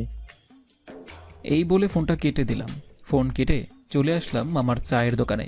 মামা, এক কাপ চা দিয়েন তো। ঠিক আছে, বসো, আমি চা দিতেছি। আমি বসে বসে ফোন টিপতেছি আর চা খাচ্ছি। একটু পর ফয়সাল আসলো আর বসতে বসতেই বলল, মামা, এক কাপ চা দিয়েন তো আমাকে। এই নাও তোমার চা। কি রে মেঘ, তুই কি আমার সাথে মিথ্যে বলতেছিস নাকি? বলছি তো, এক সপ্তাহ পরেই বুঝতে পারবি কার বিয়ে। আমি কিছুক্ষণ আড্ডা দিয়ে চলে আসলাম বাসায়। কলিং বেল দিতেই আম্মু এসে দরজা খুলে দিল। কিরে, কোথায় গিয়েছিলি? তোকে মেয়েটার ছবি দেখালাম অনলাইনে। আম্মু, তোমাদের পছন্দই আমার পছন্দ, ছবি দেখতে হবে না। এই বলে চলে আসলাম আমার রুমে। এসে দেখি জিনিয়া বসে আছে। কিরে, তুই আমার রুমে? আমার রুমের পাখাটা সমস্যা দিয়েছে, তাই তোর রুমে এসেছি। ও আচ্ছা। আমি ফ্রেশ হয়ে আসতেই জিনিয়া বলল, মেঘ, তোকে আর আমার বান্ধবী বিরক্ত করবে না, ওর বিয়ে ঠিক হয়ে গেছে। যাক, ভালোই হলো। আহ, কি আনন্দ আকাশে বাতাসে। ভাই, আমার তোর জীবনে কাল নাগিনী আসতেছে, তোর জীবন পুরাই তেনা তেনা বানিয়ে ফেলবে। আপু, কিছু বললি নাকি? না, কিছু বলি নাই। দেখ তো কোন কার্ডটা ছাপালে ভালো হবে। এই কার্ডটাই ভালো হবে বেশি। ঠিক আছে, আমি আব্বুকে বলে দিতেছি এইটাই দিতে। ঠিক আছে, এখন কি তুই চলে যাবি? তুই থাক, আমি আসতেছি একটু পর। জিনিয়া চলে গেল। আমি শুয়ে শুয়ে ফোন টিপতেছি। এমন সময় ফয়সালের ফোন। কি রে, কি করিস? এই তো শুয়ে আছি। তুই কি করছিস? বসে আছি আপুর সাথে। ও আচ্ছা, নীলা আপু এসেছে নাকি? আবার কাল চলে যাবে। ও আচ্ছা, ফোনটা দে তো নীলা আপুর কাছে।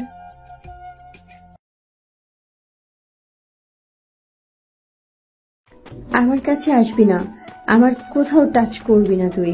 তোর সাহস দিন দিন অনেক বেড়ে গেছে, তাই না? তোমাকে টাচ করবো না তো কাকে টাচ করবো সোনা? তোমার সবখানে স্পর্শ থাকবে আমার গভীরভাবে। তোমাকে ছুবো সব সময়। এমন রেগে যাচ্ছ কেন তুমি? ফাজিল, আমার বুকের দিকে নজর কেন? ভালো হয়ে যা, বুঝলি? না হলে একটা মায়েরও মাটিতে পড়বে না। সবগুলো মায়ের তোর গায়ের পিছু খাবি। আমি আবার কি করলাম? একটু দেখতে চাইছি, তোমাকে কাছে পেতে চাইছি, তোমার সর্বাঙ্গ ছুঁতে চাইছি। শুভ, তুই কিন্তু মার খাবি। সবসময় ফাজলামো ভালো লাগে না। এসব কি কথা বলিস? দিন দিন কি তোর অধপতন হচ্ছে? তুমি অনেক সুন্দর গো, তোমাকে দেখলে আমার জড়িয়ে ধরতে ইচ্ছে করে, বুকের মধ্যে চেপে ধরে রাখতে ইচ্ছে করে। তোর সাহস তো কম না, আমাকে তুই এইসব কথা বলিস? তোর কি মাইর খাওয়ার কোনো ভয় নেই? হাত পা ভেঙে তোর বসিয়ে রাখবো, বুঝলি? উফ, একটু কাছে আসলে কি হবে বলো? আমি কি ডাকাতি করব? শুধু দেখবো তোমাকে, আর ইচ্ছে হলে একটু হাত বোলাবো তোমার গায়ে। আসো না আপু, প্লিজ। তোকে আমি খুন করবো, খুন। আপু ডাকা হচ্ছে আর আপু দেখে আবার আমার দিকে নজর দেওয়া হচ্ছে, তাই না? তোমাকে কত ভালোবাসি আপু, আমার কাছ থেকে তুমি শুধু পালাও কেন? কেন আমাকে এত দূরে ঠেলে দাও আপু? আবার আপু বলিস? আর এইসব বদমাইশি কেন করছিস তুই? তুই তো এমন খারাপ ছিলি না। আপু, তোমাকে অনেক ভালো লাগছে, মানে হেব্বি যাকে বলে, একদম আপেলের মতো। ওই আপু বলিস পারে, আর সুন্দর লাগছে বলতে কি দেখছিস? কি সুন্দর লাগছে, ঠিক মতো বল। উল্টো পাল্টো জায়গাতে নজর দিবি না কিন্তু। তুমি তো আমার বড়ই, তাই বড়দের সম্মান দিতে হয়। আপু বলা দরকার তোমাকে, তাই না? আর তোমাকে উফ আপু, তুমি অনেক হট গো। হট? এসব কি ধরনের ভাষা শুভ? তোর বদমাইশি বাড়ছে বেশ। তা কি হট লাগছে আমার শুনি? কি দেখে বললি? ওই যে তোমার ঠোঁট অনেক সুন্দর, আমার দিকে কেমন করে তাকিয়ে আছে দেখো, ইচ্ছে করছে এখনই খাই। বুঝছি, ঠাস করে চর খাওয়ার মতলব তোর। আরে খালি ঝাড়ি দাও, বকা দাও, কখনো আদর করে কাছে ডাকো। ভালো লাগে না? তোমার ঠোঁট বুক সব সুন্দর, এখন কাছে ডাকবা, আদর করবা। ফাজিল, তোর সাহস বেড়েছে রে। আমি তোর কি হই? এত সাহস আমার সামনে? আপু হও, সিনিয়র আপু হও। কি বললি? আমি তোর আপু? যা রুম থেকে বের হ। আপু সব দেখবে তাই না? যা আমার কিছু দেখে রাখবো, তাকাবি না। আপু ডেকে আসছে এবার আমার সব কিছু দেখতে। বের হ আমার রুম থেকে, হারামি। সরি সরি, তুমি আমার বউ হও। আসো না, তুমি আমার বউ। এখন আদর দাও। তো বইয়ের আদর নিজে করতে পারিস না, নিজে নিজে দেখতে পারিস না? আপু ডাকিস কেন? আমি তোর বউ, বউকে আদর শুরু করবি। শুভ গোল গোল চোখ করে তাকিয়ে থাকে সদ্য বিয়ে করা বইয়ের দিকে। শুভ মিষ্টিকে প্রচণ্ড ভালোবাসে। সম্পর্কে তারা দুঃসম্পর্কের কাজে। শুভ মিষ্টির প্রেমে পড়েছিল অদ্ভুতভাবে। 2 বছরের ছোট বড় ওরা। মিষ্টিকে একদিন ভেজা কাপড়ে দেখে শুভ মিষ্টির প্রেমে পড়ে। শুভ একদিন বাসায় ফিরছিল, সেই সময় গেট দিয়ে ঢুকতে যাবে, তখনই মিষ্টিও ঢোকে। হঠাৎ শুভ সাইকেলের সাথে মিষ্টির ওড়না লেগে যায়। পিছনে না তাকিয়ে মিষ্টি বলে, ওই তুই কি ধরে আছিস রে? ছাড় আমার ওড়না। এই ওড়না আমি মানে আসলে। আমার ওড়না ছাড়, শয়তান বান্দর ছেলে। তোর সাহস এত বড় হলো কি করে? দেখুন, আমি কিচ্ছু করিনি। মিষ্টি পিছনে ঘুরে ঠাস করে শুভর গালে একটা চড় দেয়। শুভর আগে মিষ্টির গালে চুমু দেয়, সাইকেল নিয়ে দৌড়ে চলে আসে। মিষ্টি পিছন থেকে শুভকে ইচ্ছে মতো বকতে থাকে। এরপর থেকে শুভ শুরু হয় মিষ্টির পিছনে ঘোরা। সুযোগ পেলেই দুষ্ট পড়া হাসি আর কথা বলে শুভ পালিয়ে যাওয়া শুরু করে। হাসি ঠাট্টা মজা করতে করতে ওরা দুজন কখনই সম্পর্কে জড়িয়ে যায় বুঝতেও পারেনি। অদ্ভুতভাবেই ওদের সম্পর্ক তৈরি হয়ে গিয়েছিল। এরপর ওদের সম্পর্কের কথা 2 পরিবার যখন জানতে পারে, 2 পরিবারের মতেই ওদের আজ বিয়ে হয়েছে। আজ ওদের বাসর রাত। শুভ রুমে এসে মিষ্টির দিকে তাকিয়ে আছে। মিষ্টি ঝাড়ি দিয়ে বলে, এভাবে তাকিয়ে আছিস কেন? তোর মতলব কি? চোখ মুখ দেখে তো ভালো থাকছে না। মতলব নিয়ে আসিস নি তো? আমার অনেক ভয় করছে আপু। কিসের ভয়? আর তুই যদি আর একবার আপু বলিস না, তোর যে কি করবো, ধাক্কা দিয়ে রুম থেকে বের করে দেবো, বুঝেছিস? কেন রুম থেকে বের করবা? এটা আমার রুম, আমার বিছানায় বসে আছো, আর আমি তোমার কি করব? তোর রুম, এখন এটা আমার রুম, আর তুই এখন আমার বর হোস। তাহলে তুমি কেন আমাকে তুই করে বলছো? তুমি তুই করে বললে আমিও তোমাকে আপু বলবো। সমান সমান, তাই না বলো? ও কিছু বলে, বড় আপুর প্রেমে পড়ে এখন বর হয়ে গেছে বাবুটা। আচ্ছা আচ্ছা ঠিক আছে, তুমি করে বলবে। এখন বলো, ভয় পাচ্ছ কেন? বিড়াল যদি মাথা না পারে, বিড়ালটা যদি কামড়ে দেয়? বিড়াল আসলো কই থেকে রে? আর মারবি কেন বিড়াল? কিন্তু বিড়ালটাকে তো খুঁজতে হবে। কিসের বিড়াল? তুই পাগল হয়ে গেছিস? এখানে বিড়াল কোথা থেকে আসলো? আরে দাদিমা বলেছে বাসন ঘরে বিড়াল মারতে হয়, না হলে নাকি বউ রাগ করে। থাকো, বিড়ালটা নিয়ে আসি, তারপর দুজন মিলে মারবো। শুভর কথায় মিষ্টি হা হা করে তাকিয়ে থাকে। শুভ দুষ্টুমি ভরা হাসি দিতে থাকে। মিষ্টি শুভ শয়তানি বুঝতে পারে। মিষ্টি ঝাড়ি দেয় শুভকে। মিষ্টি বিছানা থেকে নামবে। মিষ্টি আজ অনেক সুন্দর লাগছে। মিষ্টি নামতে দেখে শুভ বলে, কোথায় যাচ্ছ তুমি? তোকে সালাম করতে হবে, বরকে সালাম করতে হয়, না হলে তোর কষ্ট পাবে। যাক, এতদিন পর বুঝলে তাহলে আমার গুণটা। বিয়ের আগে তো পাত্তাই দিতা না। আসো, সালাম করো আমাকে। তুমি আর সিনিয়রদের দেখা, বুঝছো? তোকে বিয়ে করেছি, বুঝবি আমি কি জিনিস। বর হইছো বলে ঝাড়ি দিবা? কেন, কি করবা তুমি? আর তুমি তো অনেক হট আছো, আর কি জিনিস বাকি? আরে সালাম করি, তারপর দেখাচ্ছি কি করব।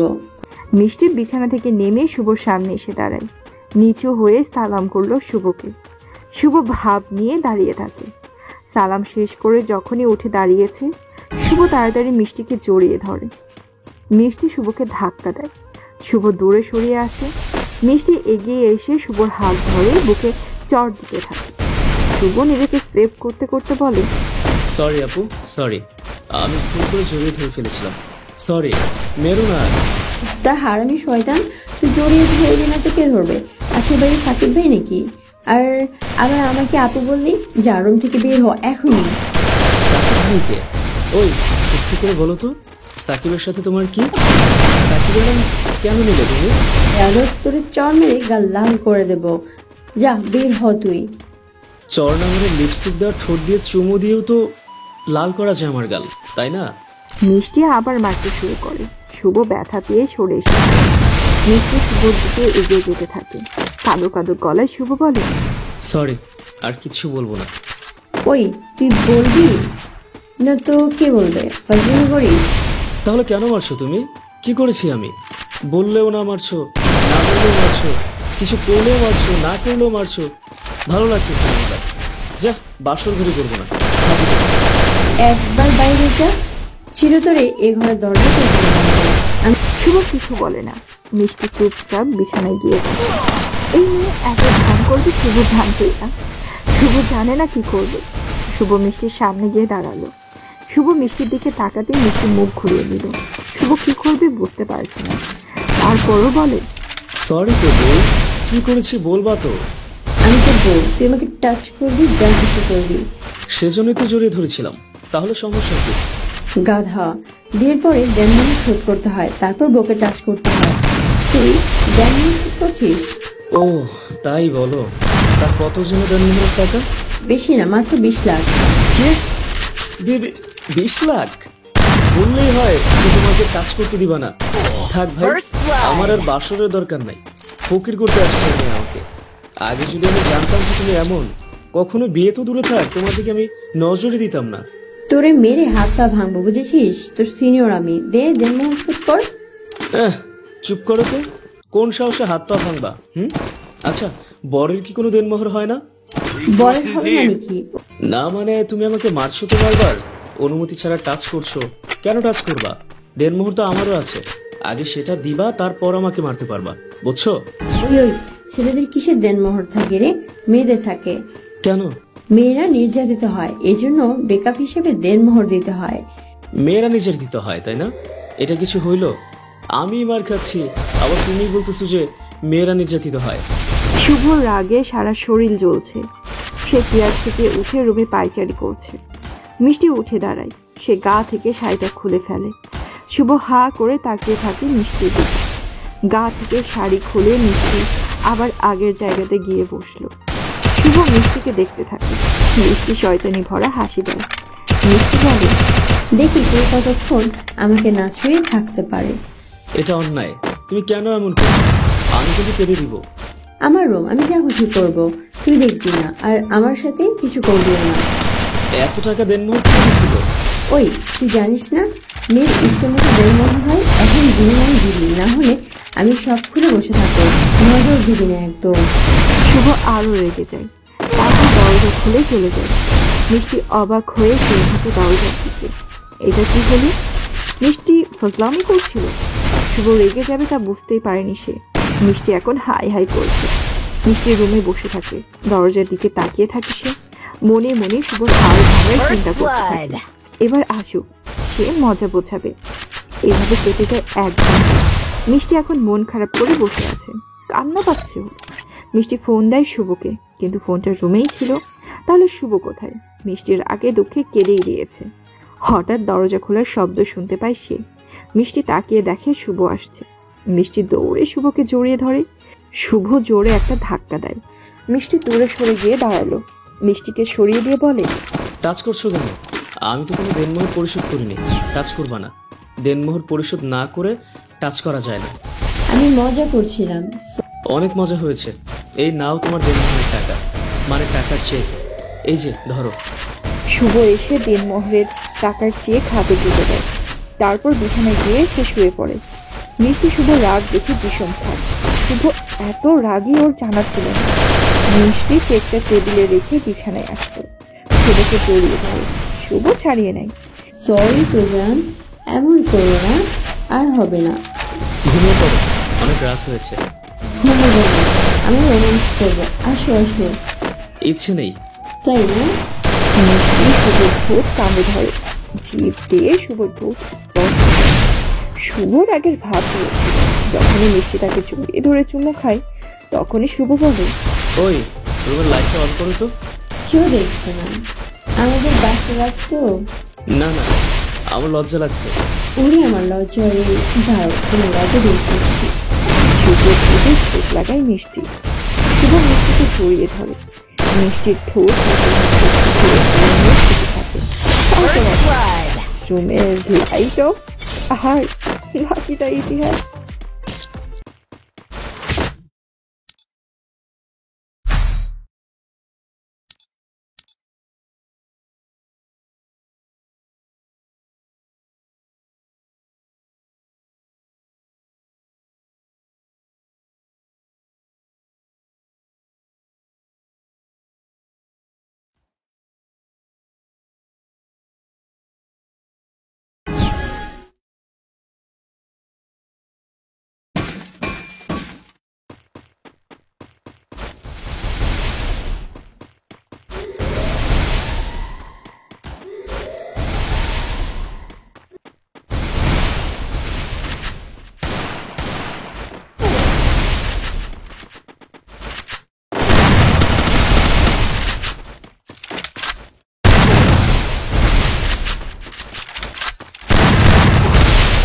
blood.